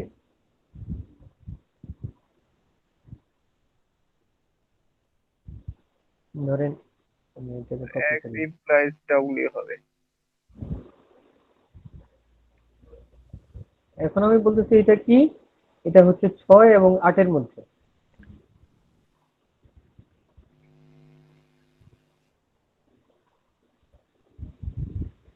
6 এবং 8, ওকে। তাহলে রেজাল্ট কি হবে দেখেন, এক্স ইমপ্লাইজ ডাব্লিউ। X এটা implies হচ্ছে implies X implies not M, তাই না? জি sir. X implies not M, আর ওইখানে আছে হচ্ছে not M implies W. W. তাহলে রেজাল্ট কি? X implies W. রেজাল্ট হচ্ছে এক্স ইমপ্লাইজ ডাব্লিউ, ওকে। যেহেতু আমি ইকুয়েশন তৈরি করতেছি, তো ধরলাম এটা হচ্ছে 9 নাম্বার, এটা হচ্ছে 10 নাম্বার, ওকে, নাম্বার করে দিলাম। এটা 9 নাম্বার ইকুয়েশন, আর এটা হচ্ছে 10 নাম্বার ইকুয়েশন। এখন 9 এবং 10 নাম্বারের মধ্যে আমি কনজাংশন করি, conjunction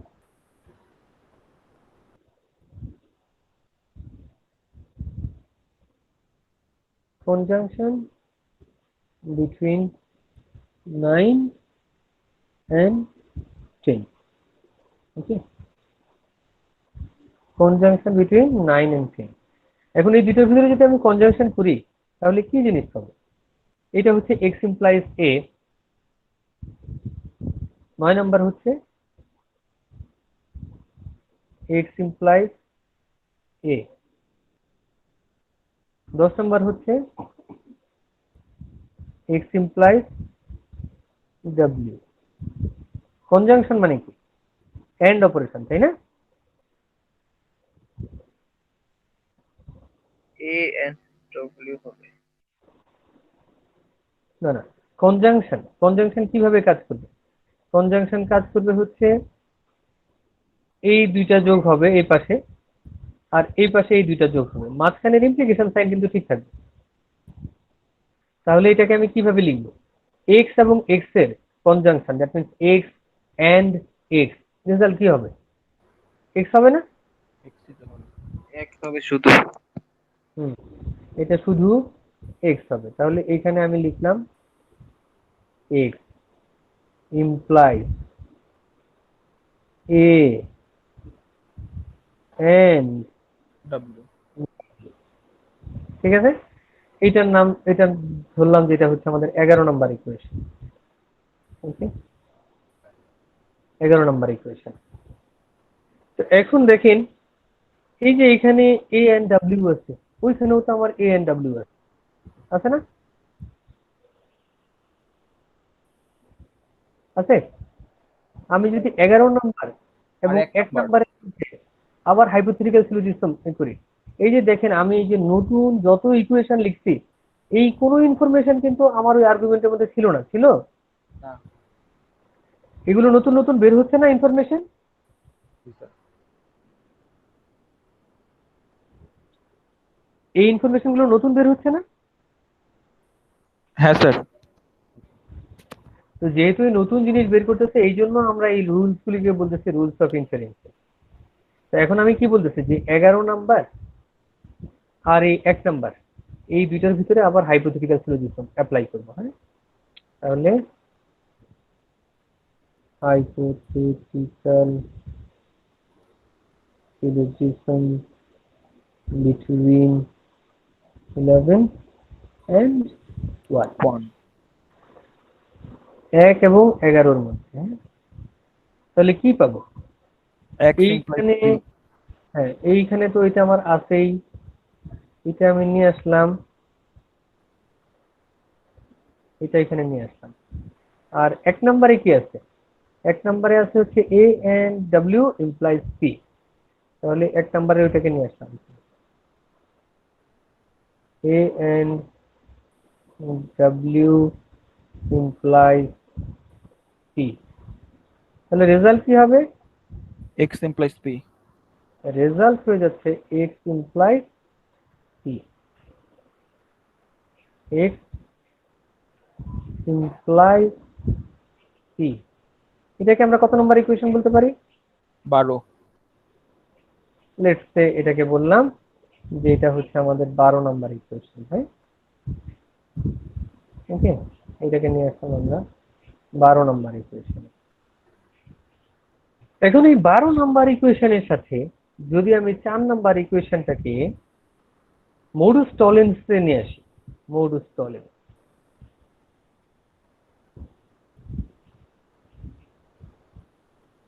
modus tollens between 12 and 4,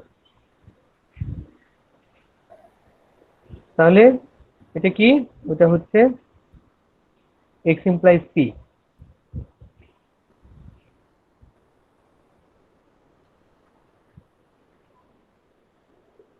x implies p, এটা হচ্ছে 12 নম্বর।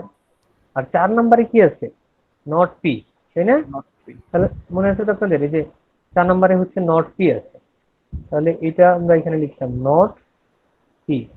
মডুস টলেন্স, মডুস টলেন্সে বলা আছে যে যদি আমরা কনক্লুশনকে ডিনাই করি তাহলে কি হবে? হাইপোথিসিস ডিনাই হয়ে যাবে, তাই না? তাহলে দেয়ারফর, আচ্ছা এগুলি সবগুলি সামনে দেয়ারফর আছে, এটা তো বুঝতে পারতেছেন, এগুলি সবগুলোর সামনে দেয়ারফর চিহ্ন হবে, কেন দেয়ারফর চিহ্ন হবে? ওকে, দেয়ারফর আমরা কি বলবো? Not x। x। এখন নট এক্স পাওয়া গেছে। জি স্যার। আমাদের সামনে কিন্তু নট এক্স ছিল না, এবং আমরা আলটিমেটলি কি বলছিলাম যে নট এক্স হচ্ছে আমাদের কনক্লুশন। স্যার এটা একটু আবার বললে ভালো হতো স্যার, নট এক্সটা। কোনটা? স্যার নট এক্স যে আসলো। নট এক্স হচ্ছে আমরা কোন ফর্মুলাটা ব্যবহার করছি? মডুলাস। আমরা ব্যবহার করতেছি মডুস টলেন্স। মডুস টলেন্সে বলা আছে যে যদি আমরা কি বলে ইমপ্লিকেশনের ক্ষেত্রে ইমপ্লিকেশনের কনক্লুশনকে ডিনাই করি, যেমন এখানে আমাদের কনক্লুশন কি ছিল? এটা আমাদের কনক্লুশন না? পি। হ্যাঁ, বলতেছে যদি এই কনক্লুশনটাকে ডিনাই করি, যেমন এর নিচে নট পি লেখা, নট পি মানেই তো এটাকে আমরা ডিনাই করতেছি। মানে কোশ্চেনটা ছিল আমাদের এক্সাম্পল ছিল এরকম, যদি বৃষ্টি হয় তাহলে আকাশ মেঘলা থাকে। এখন আমি কি ডিনাই করলাম? যে আকাশ মেঘলা না। তার মানে আমি বৃষ্টি বললাম হবে আকাশ মেঘলা না, তাহলে রেজাল্ট বলতেছি তাহলে বৃষ্টি হচ্ছে না, তাই না? এটাই তো আমরা দেখতেছিলাম। মানে সেকেন্ডে, হুম, সেকেন্ড অপশনে যদি কনক্লুশনটা ডিনাই করা থাকে তাহলে প্রথমটাও হ্যাঁ ডিনাই। হ্যাঁ, প্রথমটা ডিনাই হয়ে যাবে। তাহলে এই যে আমি এখন নট এক্সটা পেয়ে গেলাম, এই নট এক্স কিন্তু এতক্ষণ পর্যন্ত আমরা কোথাও দেখতে পাই নাই, এটা আর্গুমেন্টের মধ্যে ছিল না, এটা কনক্লুশনে ছিল, এবং এটাই আমরা হান্ট করতেছিলাম। যখনই আমি নট এক্স পেয়ে গেছি, আমি দেখতে পাচ্ছি যে এই নট এক্স কে কিন্তু আমি সার্চ করতেছি। মিলে গেছে দুইটা? জি স্যার, নোটিস তো বের হলো। এখন আমি বলবো the argument is valid, argument is valid. যদি আমি এটা না পেতাম তাহলে আমি কোনোভাবেই আর্গুমেন্টটাকে ভ্যালিড বলতে পারতাম না। মানে therefore the argument is valid। ওই যে প্রশ্নটা দেওয়া ছিল নিচে, is this argument valid, আমরা এতক্ষণে এটাকে প্রুফ করলাম যে হ্যাঁ আর্গুমেন্টটা ভ্যালিড। তো এইটাকে আমরা এইভাবে না করে অন্য এক শর্টকাটও তো ধাপে করা যায়। কিভাবে সেটা, আর শর্টকাট কিভাবে? ওই যে স্যার কেন বলে ওটার নাম কি বল স্যার? Truth table? না স্যার, তাহলে আচ্ছা নট এক্সটাই তো স্যার বের করব তাই না? হ্যাঁ হ্যাঁ, এটার জন্য যে আমরা যদি করতাম কি বলে, তো একটু উপরে যান স্লাইডটার। এই যে স্যার এই যে কন্ট্রাপজিটিভ। এটা কোনটা পজিটিভ? জি স্যার, এটা 5টা আর 6 নাম্বারটা কন্ট্রাপজিটিভ করলে। ওকে, আচ্ছা আমি আগেই বলছি যে আরো অনেক ভাবে সলভ করা যায়। আপনাদের কাজ হচ্ছে আরো কয়েকভাবে সলভ করে হোয়াটসঅ্যাপ গ্রুপে পোস্ট করবেন, নাকি কোথায় দিব বলেন? ওকে, আপাতত হোয়াটসঅ্যাপ গ্রুপে দেয়, কারণ সবাই করবেন না। এটা কে বলতেছে? সুকান্ত বলতেছে? স্যার আমি বলবো। স্যার অমিত অমিত? জি স্যার। অমিত, জি স্যার। আপনি যেভাবে সলভটা করতে চাচ্ছেন, সলভটা করে আমাদের হোয়াটসঅ্যাপ গ্রুপে দিবেন। আর বাকি সবার জন্য এটা হোমওয়ার্ক। আমি একটা সলিউশন দেখালাম, এটার মাল্টিপল সলিউশন এক্সিস্ট করে। এই সলিউশনটা বাদে অন্য কোনো ভাবে সলভ করে দিতে হবে আমাকে। স্যার এটা কি সব সময় এক্সিস্ট করবেই? যেহেতু এই আর্গুমেন্টটা ভ্যালিড প্রমাণিত হয়েছে, এই আর্গুমেন্ট আপনি যেভাবেই কাজ করা শুরু করেন সে ফাইনালি ভ্যালিড হবে। কিন্তু হ্যাঁ, আপনার প্রশ্ন হচ্ছে সবসময় কি আর্গুমেন্ট ভ্যালিড হবে? এটা নাও হতে পারে, সবসময় আর্গুমেন্ট ভ্যালিড নাও হতে পারে। স্যার তখন কিভাবে বুঝবো যে মানে কোথায় এসে থামতে হবে যে আপনাদের তখন তো আপনাদের অনেক সুবিধার্থে, আপনাদের প্রতি কি বলবো, আপনাদেরকে টর্চার না করার জন্য পরীক্ষায় আমি এমন প্রশ্ন দিব যেটা ভ্যালিড হয়। আদারওয়াইজ এটা নিয়ে বসে আপনার পরীক্ষা শেষ হয়ে যাবে। জি স্যার, এটাই। এগুলো তো অনেক বড় টাইম কনজিউমিং। টাইম কনজিউমিং এবং প্রচুর চিন্তা করতে হবে। আপনারা বুঝতে পারতেছেন না, অনেক সময় লাগবে। মানে যারা ক্লাস করতেছেন, প্র্যাকটিস করবেন, তারা হয়তো দ্রুত করে ফেলতে পারবেন। এটার ব্যাপারটা হচ্ছে যে একবার লাইন এটা ফেলতে পারলে তারপর ফটাফট মিলে যায়। কিন্তু ম্যাট্রিক্স এর মতো। থেকে শুরু করব, ওইটা বুঝতেই দেখবেন যে প্রথমে ভেবাচায় খেয়ে যাচ্ছেন। এজন্য আমি বলি যে থেকে শুরু করবো ওই টেনশন না করে মাথায় যেটা আছে সেটা দিয়ে শুধু শুরু করে দিবেন। ওকে, জি স্যার। বইতে যাই। বইয়ের এক্সাম্পল 6 এবং 7 এই দুটো আপনারা করবেন বাসায়, আপনাদেরকে হেল্প করবে বোঝার জন্য। ওকে, জি স্যার। আচ্ছা তো এখন আমি লাস্ট যে টপিকটা সেটাতে যাচ্ছি। দ্যাট মিন্স রুলস অফ ইনফারেন্সেরই একটা এক্সটেন্ডেড পার্ট। স্যার এটা মিটার কেন দেওয়া হয়নি স্যার? ওই রিলেটেড যেহেতু। মিডে যেটা ঘটলো, মিডে আমাদের তো আরো অনেকগুলো সেকশন আছে, আর অন্যান্য টিচার আছে, তাদের সাথে অ্যালাইন করে পড়ানো হচ্ছিল। তো ওই সময় এটা তারা ওই পর্যন্ত নিতে পারেনি। আরেকটা বিষয় হচ্ছে ওই কি যেন হলো, আমরা তো অনলাইনে আসলে আগে থেকে এভাবে ক্লাস নিয়ে অভ্যস্ত ছিলাম না। যে পরিমাণ সময় আমরা অন্যান্য টপিক গুলো বুঝাইতে দিছি, তাতে এটা শেষ করতে পারিনি। মানে আমার ক্ষেত্রে যেটা ঘটছে, আমি তো অন্যদের চিন্তা করতেছিলাম না, আমি আমার মতো শেষ করে যাওয়ার চিন্তা করছিলাম। এখন কিন্তু আমি মোটামুটি স্ট্র্যাটেজি বুঝে ফেলছি যে কিভাবে ছাত্রদেরকে পড়াইতে হবে, কি করতে হবে। এই জন্য প্রথম মিডে আপনাদের খুব সহজ প্রশ্ন হয়ে গেছে, অনেক নাম্বার পেয়ে গেছেন। আমি তো মনে হয় আপনাদেরকে বলছিলাম যে ডিসক্রিট ম্যাথের মিডের কিন্তু এভারেজ নাম্বার 10-এর নিচে থাকে।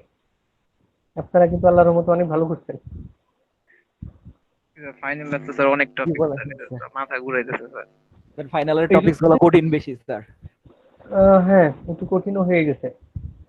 স্যার মিডের এই টপিকস জন্যই তো তাও স্যার সেট ছিল, এগুলো ছিল সহজ সহজ টপিকস ছিল। এই যে এবার তো গ্রাফ আছে, ট্রি আছে, এগুলো তো ইজি। তারপরেও হ্যাঁ, বলে তারপরেও গ্রাফ এবং ট্রিতে যদি 25 মার্ক থাকে, 25-এ 25ই আপনারা তুলে ফেলবেন। এখন স্যার মেজরিটি পার্সেন্ট কোথা থেকে কোশ্চেন করবে তার উপর ডিপেন্ড করে আমাদের মার্কস। মেজরিটি পার্সেন্ট মানে বুঝে নেই। মানে স্যার এই যে এই ইনফারেন্স থেকে কতটুকু কত মার্কসের কোশ্চেন করবেন, গ্রাফ স্যার যা ট্রি যা থেকে কত পড়াইছি সবই ইকুয়ালি ডিস্ট্রিবিউট করে দেওয়ার চেষ্টা করব। কোশ্চেন কি পুরো সব স্যাররা মিলে একটা করে নাকি স্যার কোর্সের টিচাররা আলাদা আলাদা করে? আগে তো সবই ছিল, সেন্ট্রাল ছিল। এই প্যান্ডেমিক টাইমে অবশ্য ইন্ডিভিজুয়াল টিচারের উপরে চলে আসছে। কিন্তু আমরা পরীক্ষার আগে একটা মিটিং করি আর কি, আমাদের যারা যারা কোর্স টিচার আছে সবাই একসাথে বসে একটা মিটিং করে করে তারপরে প্রশ্ন করা হয়। স্যার একটু মিডিয়াম টাইপের করেন স্যার, এত বেশি হার্ড করলে তো স্যার অনলাইন পরীক্ষা। মিডিয়াম টাইপের প্রশ্ন। আপনারা মিডে কি করছেন বলেন? জরিমানা মিডে তো স্যার জরিমানা হবে কার? আমি বলি, জরিমানা হবে সুকান্ত, অমিত, তারপরে হচ্ছে আর কয়েকজন আছে আর কি। আপনারা হচ্ছে সমস্ত সাপ্লাই দিচ্ছেন, অ্যান্সার সাপ্লাই দিচ্ছেন, ঠিক বলছি? হুম, অমিত? নীরব স্যার জাতি জানি না স্যার। জাতি তো নীরব থাকবেই, এই জন্য জাতির এবার সরব করতে হবে। 40 জনের জন্য 40টা প্রশ্ন হবে, ঠিক আছে? স্যার মিডেও তো আলাদা আলাদাই কোশ্চেন তো ছিল স্যার, আইডি নাম্বার বসে কোথায় আইডি নাম্বার বসে? এটাতে হয় নাই, জানি না স্যার, মনে নাই।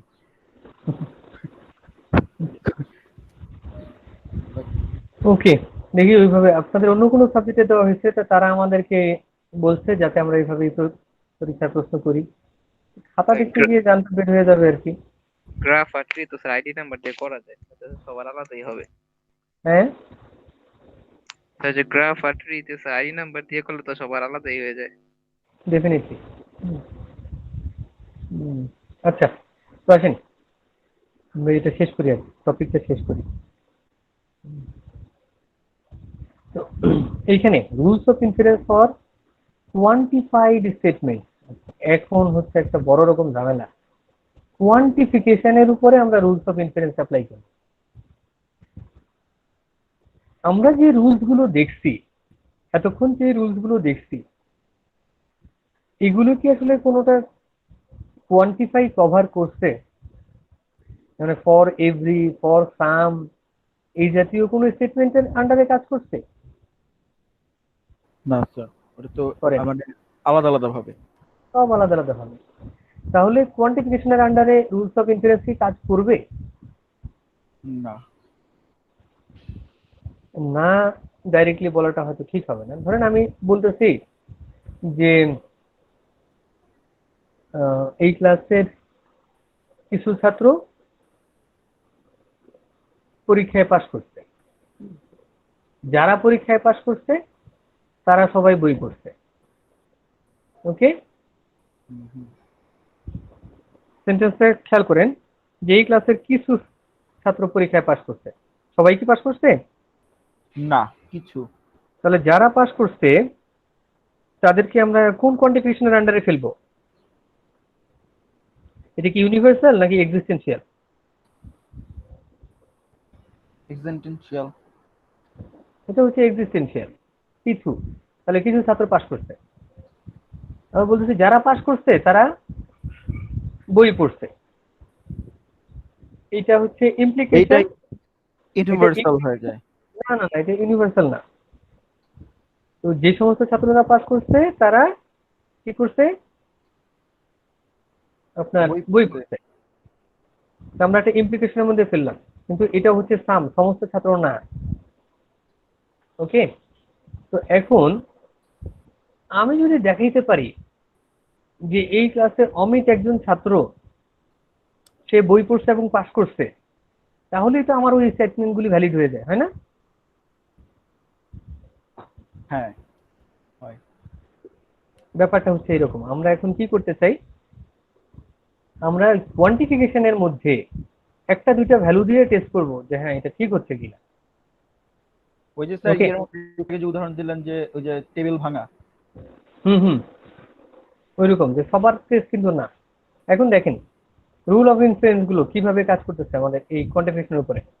যে প্রথমে এই যে উপরের পার্টটা, এটা হচ্ছে আমার ইউনিভার্সাল কোয়ান্টিফায়ার, তাই না? হুম, যেটা আমি মার্ক করলাম ফর অল অথবা for every x P at x, তাই না?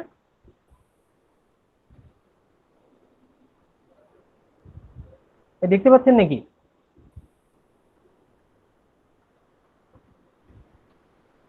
আছেন আপনারা? জি স্যার। জি স্যার। ধরেন আমি বলতেছি যে এখানে যারা আছে সবাই O3 সেকশনের স্টুডেন্ট, বললাম সবাই O3 সেকশনের স্টুডেন্ট। সবার কথা বলছি, এভরি তার মানে কি ইউনিভার্সাল। জি স্যার, ইউনিভার্সাল। এর মধ্যে অমিত একজন স্টুডেন্ট।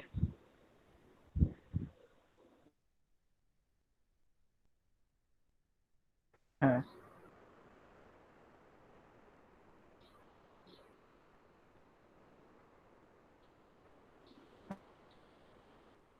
আপনাদের মনে আছে প্রপোজিশনাল ফাংশন আমরা যখন অবশ্যই সে এই ক্লাসের স্টুডেন্ট হবে। এইটাকে স্যার আমরা আগের বলতেছি কথা শোনা যায় না, ইনস্ট্যান্সিয়েশন। আসে যে নাই। যে কোনো একটা ইউনিভার্সালের ক্ষেত্রে আমরা তো মনে আছে যে আমাদের সবগুলি কেস ট্রু হইতে হয়, তাই না? জি স্যার। হ্যালো শুনতে পাচ্ছেন? স্যার কথা হ্যালো, কেটে কেটে আসছে। স্যার অর্ধেক শুনতে পারছি স্যার, অর্ধেক শুনি নেই স্যার। ইউনিভার্সালের ক্ষেত্রে ফাংশনে প্রত্যেকটা ভ্যালুর মান ট্রু হইতে হয় না?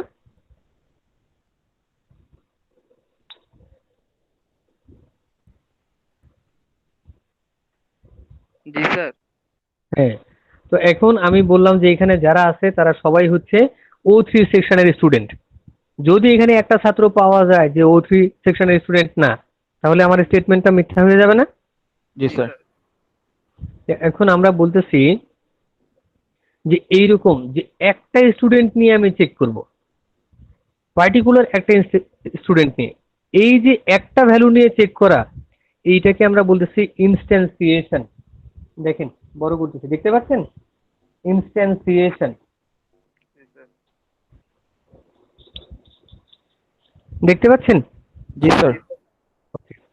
তো এখন এই ইনস্ট্যান্সিয়েশন কিভাবে কাজ করে, যদি আমরা প্রিমিসিসে এরকম একটা ইউনিভার্সাল কোয়ান্টিফায়ার বসাই, সেখান থেকে ভেরিয়েবলের যে কোনো একটা মানকে আমরা ইন্ডিভিজুয়ালি বের করে নিয়ে আসতে পারি।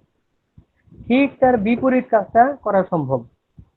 সেটা কি, যে ইন্ডিভিজুয়াল কোনো একটা ভ্যালু যদি আমরা প্রুফ করতে পারি ট্রু, তাহলে আমরা ইউনিভার্সালের জন্য সেটাকে ট্রু বলতে পারবো। এটা এখনই বুঝবেন না, জাস্ট আমি রুলস গুলো বলতেছি, এরপরে আমরা একটা অ্যাপ্লিকেশনে যাব। রুলস হচ্ছে চারটা রুল।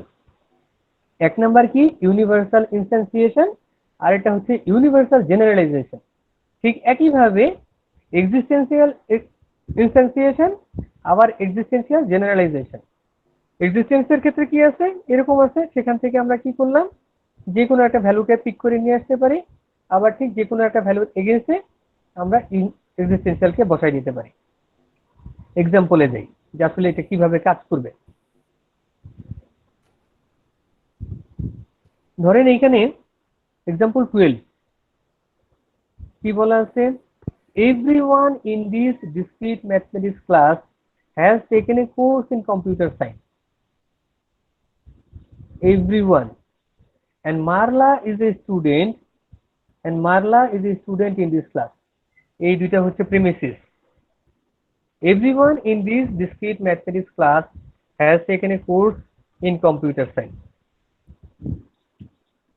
ঠিক আছে, ধরেন আপনাদের এক্সাম্পলই দিই যে আপনাদের ক্লাসে সবাই ডেটা স্ট্রাকচার কোর্সটা নিচ্ছে। বললাম নাইম এই ক্লাসের একজন স্টুডেন্ট, ঠিক আছে। জি তার মানে কি নাইম ডেটা স্ট্রাকচার কোর্সটা নিছে না? জি এখন এটা আমরা কিভাবে প্রুফ করব? রুলস অফ ইনফারেন্সের মাধ্যমে এটাকে কিভাবে প্রুফ করব? কারণ আমাদের প্রেমিসিসে দুইটা প্রবলেম তৈরি হয়ে গেছে। প্রবলেমগুলো কি? প্রবলেম হচ্ছে প্রথমটা কোয়ান্টিফায়ারের মাধ্যমে প্রকাশ করা হয়েছে, পরেরটা হচ্ছে জেনারেল প্রপোজিশন। এই দুইটায় আমি জানি যে জেনারেল প্রপোজিশনে রুলস অফ ইনফারেন্স কাজ করে, বাট ডাইরেক্ট প্রেডিকেটস এন্ড কোয়ান্টিফায়ারে আমরা রুলস অফ ইনফারেন্স কাজ করাইতে পারি না।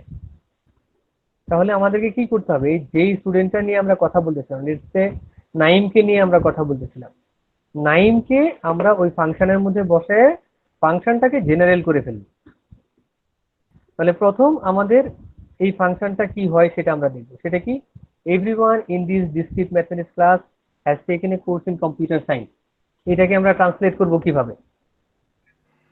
ফাংশন তৈরি করতে হবে। ইউনিভার্সাল। হ্যাঁ, এভরিওয়ান যেহেতু এটা ইউনিভার্সাল, কিন্তু এটাকে আমি ফাংশন বসাচ্ছি। Let's say D at X. কি বলতেছে? X is in this discrete mathematics class, আর সি এট এক্স হচ্ছে X has taken a course in computer science. তাহলে প্রথম সেন্টেন্সটাকে এভাবে লেখা যায়,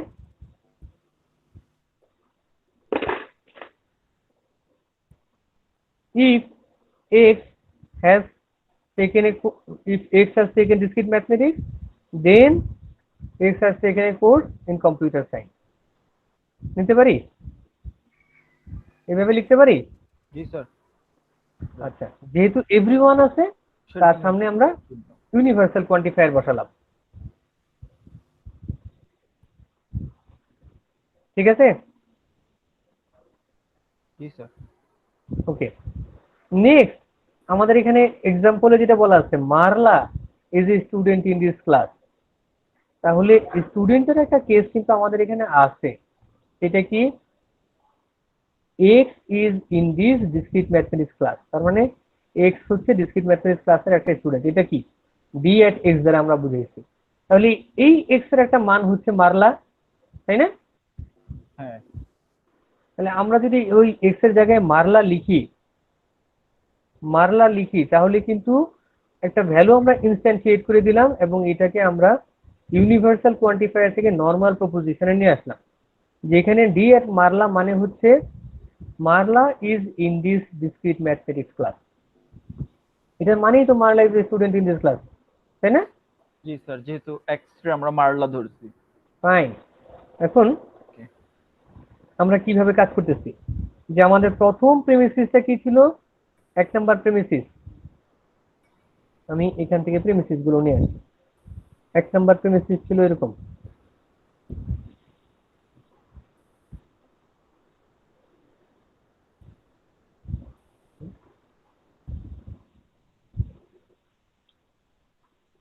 just a minute.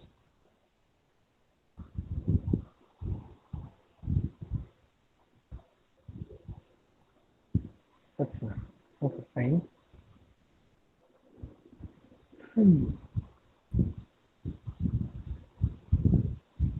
ক্লাসটা অনেক বড় হয়ে যাচ্ছে।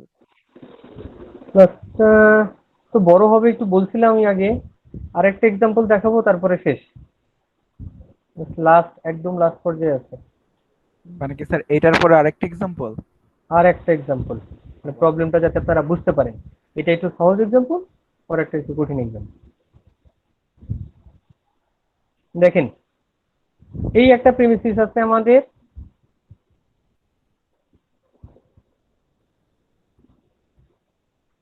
একটা প্রিমিসিস, হ্যাঁ। আরেকটা প্রিমিসিস কি আছে? মারলা। আরেকটা প্রিমিসিস আছে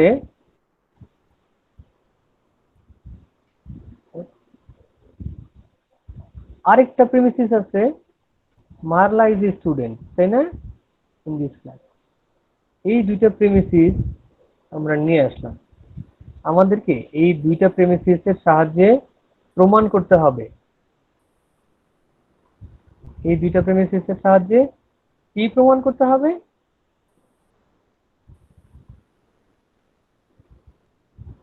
প্রমাণ করতে হবে যে Marla has taken a course in computer science. ঠিক আছে, তার মানে এই যে সি এট এক্স, কোথায় গেল আমাদের সি এট এক্স? এই যে সি এট এক্স মানে হচ্ছে X has taken a course in computer science. তাহলে সি এর এই এক্স এর জায়গায় যদি মারলা বসাই তাহলে তো আমাদের কাজটা হয়ে যায়, তাই না? জি স্যার। প্রমাণ করতে হবে কি?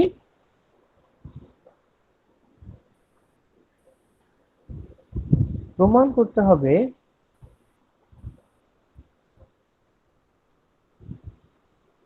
সি এট মারলা, আমাদের বলা আছে এটা সি এট মারলা। তার মানে জানতে চাইছে আমাদের কাছে যে Marla has taken a course in computer science, এটা আমাদেরকে প্রমাণ করতে হবে। তাহলে এটা আমরা কিভাবে প্রমাণ করব? প্রমাণ করার স্টেপস গুলো ছিল এরকম যে প্রথম যে প্রিমিসিসটা আছে সেই প্রিমিসিসের মধ্যে আমরা ইউনিভার্সাল ইনস্ট্যান্সিয়েশন, এতে সমস্ত এক্স এর জায়গাতে মারলা বসায় দেব। তাহলে আমরা কি পাচ্ছি? আমরা পাচ্ছি এরকম, ডি মারলা আর সি মারলা। হ্যাঁ, ডি মারলা এবং সি মারলা। দেখেন এটা কি হয়েছে, এটা থেকে এই যে এক নাম্বার যেটা আছে এখানে আমরা কি করলাম? ইনস্ট্যান্সিয়েশন করলাম, ইনস্ট্যান্সিয়েশন। ইনস্ট্যান্সিয়েশন করলে আমরা কি পাবো? আমরা পাবো হচ্ছে D Marla, D Marla implies C Marla. C Marla, তাই না? এটা ইনস্ট্যান্সিয়েশনের ফলে আমরা পেয়ে গেলাম। আবার এইখানে নিচে তো আমাদের ডি মারলা আছে, আছে না? জি স্যার। ডি মারলা। এখন এই যে কেসগুলো আমি লিখছি এগুলি কি ইউনিভার্সাল বা এক্সিস্টেন্সিয়াল কোনো ফর্মে আছে? আমি কিন্তু সামনে ইউনিভার্সাল বা এক্সিস্টেন্সিয়াল কোনো চিহ্ন বসাই নেই। কেন বসাই নেই? কারণ এটা ইন্ডিভিজুয়াল কেস, এটা সবাইকে বোঝানো হচ্ছে না, এটা একজন ব্যক্তির কথা বলা হইতেছে। এখন যখনই আমার এই ব্যক্তির কেসে চলে আসছে তখন তো এটা কাইন্ড অফ সুপারম্যানের প্রবলেমটার মতোই হয়ে গেছে। এখন এখানে আমরা কি করতে পারি? ধরেন মডুস পনেন্স অ্যাপ্লাই করলাম। মডুস পনেন্স অ্যাপ্লাই করলে কি হয়ে যাচ্ছে? অটোমেটিক্যালি রেজাল্ট হয়ে যাচ্ছে আমার সি মারলা। ওইটা কি স্যার ওই যে লাস্টের যে স্টেপটা দেখিয়েছিলেন, মানে লাস্টে আমরা ওইখানে দেখছিলাম মডুস টলেন্স, বাট এটা আমরা দেখতেছি মডুস পনেন্স। হ্যাঁ, কি যেটা করলাম? আলাদা। পাশে একটা সাইড নোট দিই তাহলে আপনারা বুঝতে পারবেন। সাইড নোট হচ্ছে কি? By applying modus ponens. তাহলে কিভাবে আমি এটা পেলাম? মডুস পনেন্স ফর্মুলাটা অ্যাপ্লাই করে পেয়ে গেলাম। তাহলে আপনাদের যেটা মাথায় রাখতে হবে যে, আর ওইটা তো ছিল স্যার মডুস টলেন। হ্যাঁ ওটা ছিল মডুস টলেন্স, এটা হচ্ছে টলেনের মডুস ক্ষেত্রে পনেন্স। তো একটা নট আর আরেকটা মানে একটা পজিটিভ একটা নেগেটিভ, এটা হলো হুম, চলে গেছে। আর এটার ক্ষেত্রে যদি আমরা হাইপোথিসিস একসেপ্ট করি তাহলে কনক্লুশন একসেপ্ট হয়ে যাবে।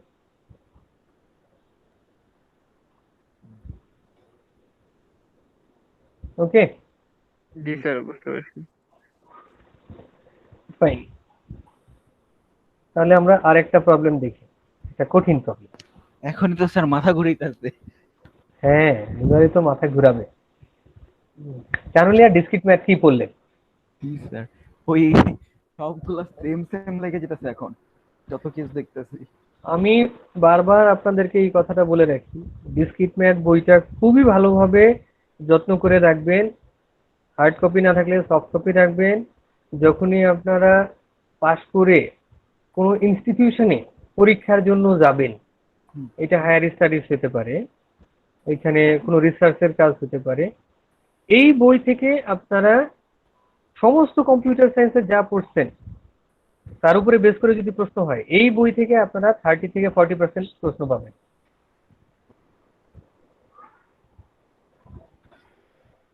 কারণ এখানে আরো অনেক কন্টেন্ট আছে, আমি তো খুব লিমিটেড কিছু দেখালাম। এই বইটা যত্ন করে রাখবেন এবং যতটুকু সম্ভব মাঝে মধ্যে বের করে পড়ার চেষ্টা করবেন। আচ্ছা, তো এখন আমরা নেক্সট প্রবলেমটা দেখি। প্রবলেমটা খুব ছোট দেখা যাচ্ছে, কিন্তু কেমন ডিফিকাল্ট হয়ে যায় একটু পরে দেখেন। কি বলা আছে, এ student in this class has not read the book. এই ক্লাসের একটা স্টুডেন্ট বইটা পড়ে নেই। Everyone in this class pass the first exam. এই ক্লাসের প্রত্যেকে ফার্স্ট এক্সামটা পাস করছে।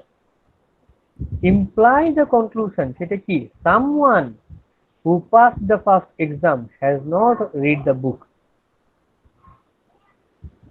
ঠিক আছে, তাহলে এই ক্লাসে একটা ছাত্র আছে যে বইটা পড়েনি, লেটস সে ডিসক্রিট ম্যাথমেটিক্স পড়েনি, বই পড়েনি, কিন্তু সবাই মিড টার্ম পরীক্ষায় পাস করছে।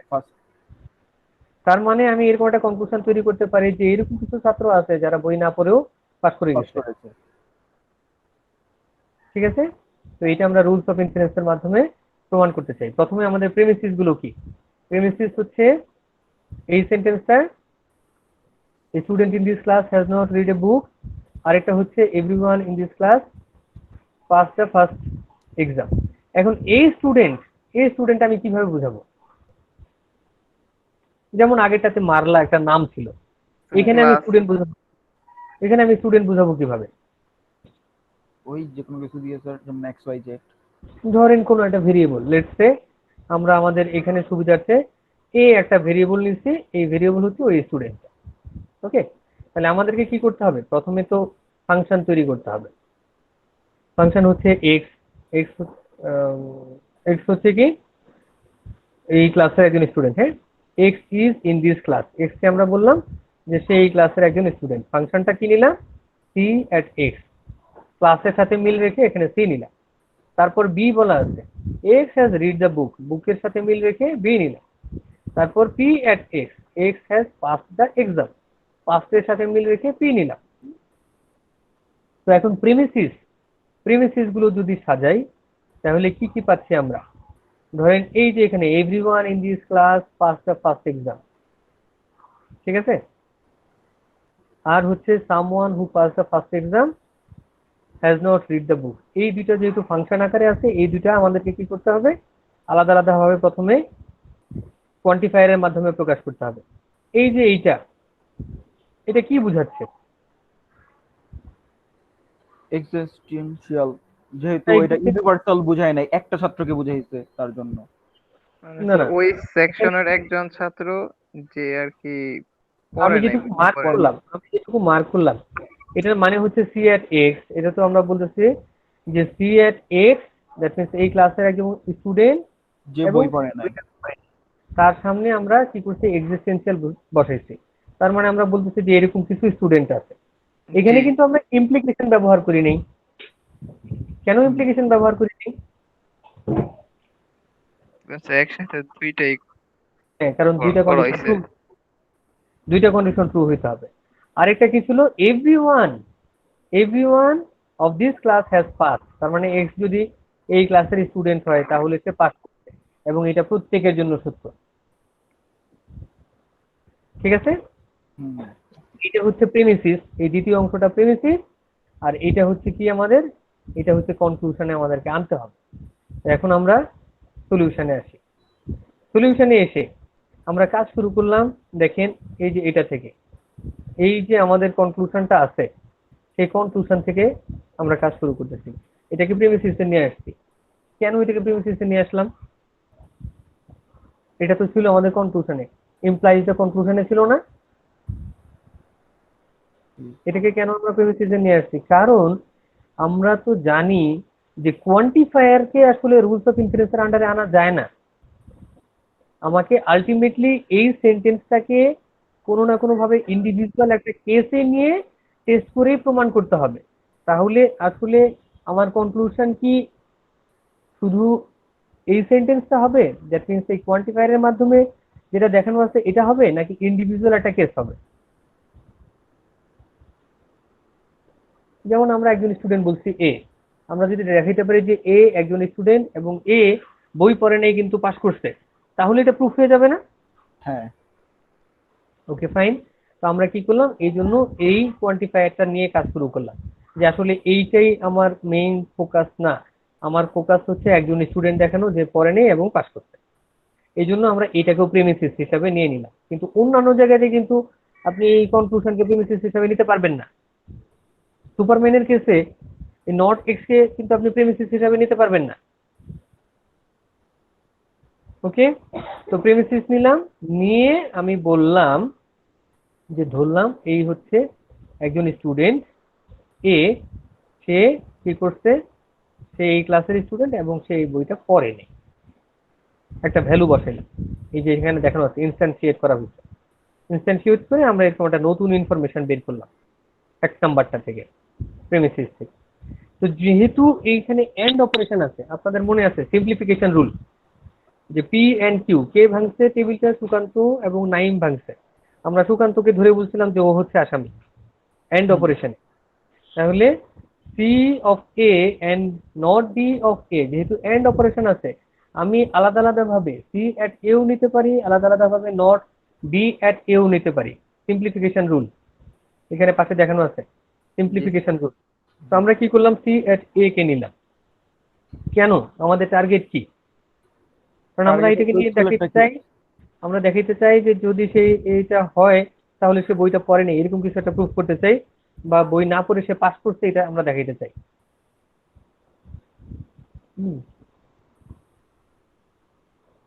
ওকে, তাহলে এখন এরপরে আমরা কি করলাম, এরপরে এই যে everyone in this class pass the first exam, everyone in this class pass the first exam, এইটাকে নিলাম, এটা প্রিমিসিস নিয়ে ঠিক সেই এটাকেই আমরা বসালাম, কারণ আমরা স্টুডেন্ট ধরছি এ। যদি এরকম হয় যে C at X implies P at X, তাহলে এ বসানোর ফলে আমরা কি পাচ্ছি, যে যদি এ এই ক্লাসের একজন স্টুডেন্ট হয় তাহলে এ কি করছে, পাস করে ফেলছে। এখন উপরে তো আমাদের সি এট এ আছে, এইখানে আমরা যে নতুন 5 নম্বরে যেটা পেলাম, এইটার সাথে যদি আমরা 3 নাম্বারটাকে মডুস পনেন্স হিসাবে অ্যাপ্লাই করি, দেখেন সি এট এ, তার নিচে যদি আমরা পি এট এ লিখতে পারি, তাহলে আমাদের পি এট এ চলে আসে না? হ্যাঁ, সেটা এখানে দেখানো আছে মডুস পনেন্স। 3 নাম্বার এবং 5 নাম্বার মধ্যে মডুস পনেন্স অ্যাপ্লাই করে আমরা পি এট এ পাচ্ছি। 5 নাম্বারটা ইউনিভার্সাল হলো কেন? 5 নাম্বারটা ইউনিভার্সাল হয়নি, 5 নাম্বারটা ইনস্ট্যান্সিয়েশন হয়েছে। ইউনিভার্সাল 4 নাম্বারে যেটা ইউনিভার্সাল ছিল সেইখানে ভ্যালুর মধ্যে আমরা এ বসাইছি, এটাকে আমরা বলতেছি ইউনিভার্সাল ইনস্ট্যান্সিয়েশন। হ্যাঁ, এবার বুঝতে পারছি। আচ্ছা, এখন দেখেন ওই যে 2 নাম্বার থেকে যেরকম আমি সি এট এ বের করছিলাম, ঠিক একইভাবে আমরা নট বি এট এও তো নিতে পারি না? নেওয়া যায়। সেটা এখানে বলা আছে যে 2 নাম্বার থেকে আমরা ওইটাও নিলাম সিম্পলিফিকেশন রুল অ্যাপ্লাই করে। এখন এখানে পি এট এ আর এখানে নট বি এট এ,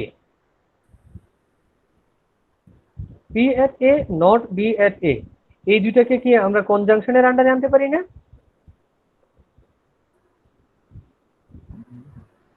6 এবং 7 কনজাংশন মানেই দুইটার মধ্যে এন্ড বসবে।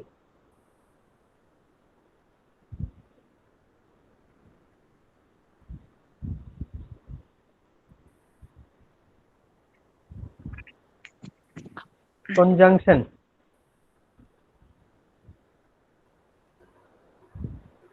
তার মাথা হ্যাং হয়ে যাচ্ছে এখন।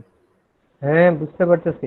এই যে কনজাংশন পি এবং কিউ, আমরা এক্সাম্পল দিছিলাম এইভাবে যে মরিয়ম এই দিচ্ছে সাক্ষী দিচ্ছে সুকান্ত ভাঙছে, সাদিয়া সাক্ষী দিচ্ছে নাইম ভাঙছে। তো তো আসামি 2 জন। হ্যাঁ ঠিক আছে, তো এইটা আমরা এখানে দেখাচ্ছি যে এখানে কি আছে, একটা হচ্ছে পি এট এ আছে আর একটা হচ্ছে নট বি এট এ আছে। এই দুইটাকে আমরা কনজাংশন আকারে যদি আনি তাহলে এদের মাঝখানে এই রুলটা মানে কনজাংশন রুল অ্যাপ্লাই করলে জাস্ট এন্ড আকারে আসবে। তাহলে এই সেন্টেন্সটার মানে কি? এই সেন্টেন্সটার মানে হচ্ছে বই না পড়েও পাশ করেছে। হ্যাঁ, পি একজন স্টুডেন্ট যে পাস করছে কিন্তু বই পড়ে নেই, তাই না? তাহলে একটা কেস কিন্তু এরকম আছে, আমরা এক্সিস্টেন্সিয়ালে বলছি যদি একটা ট্রু ভ্যালু পাওয়া যায় তাহলে পুরো সেন্টেন্সটা বা পুরো ফাংশনটা ট্রু হয়ে যাবে।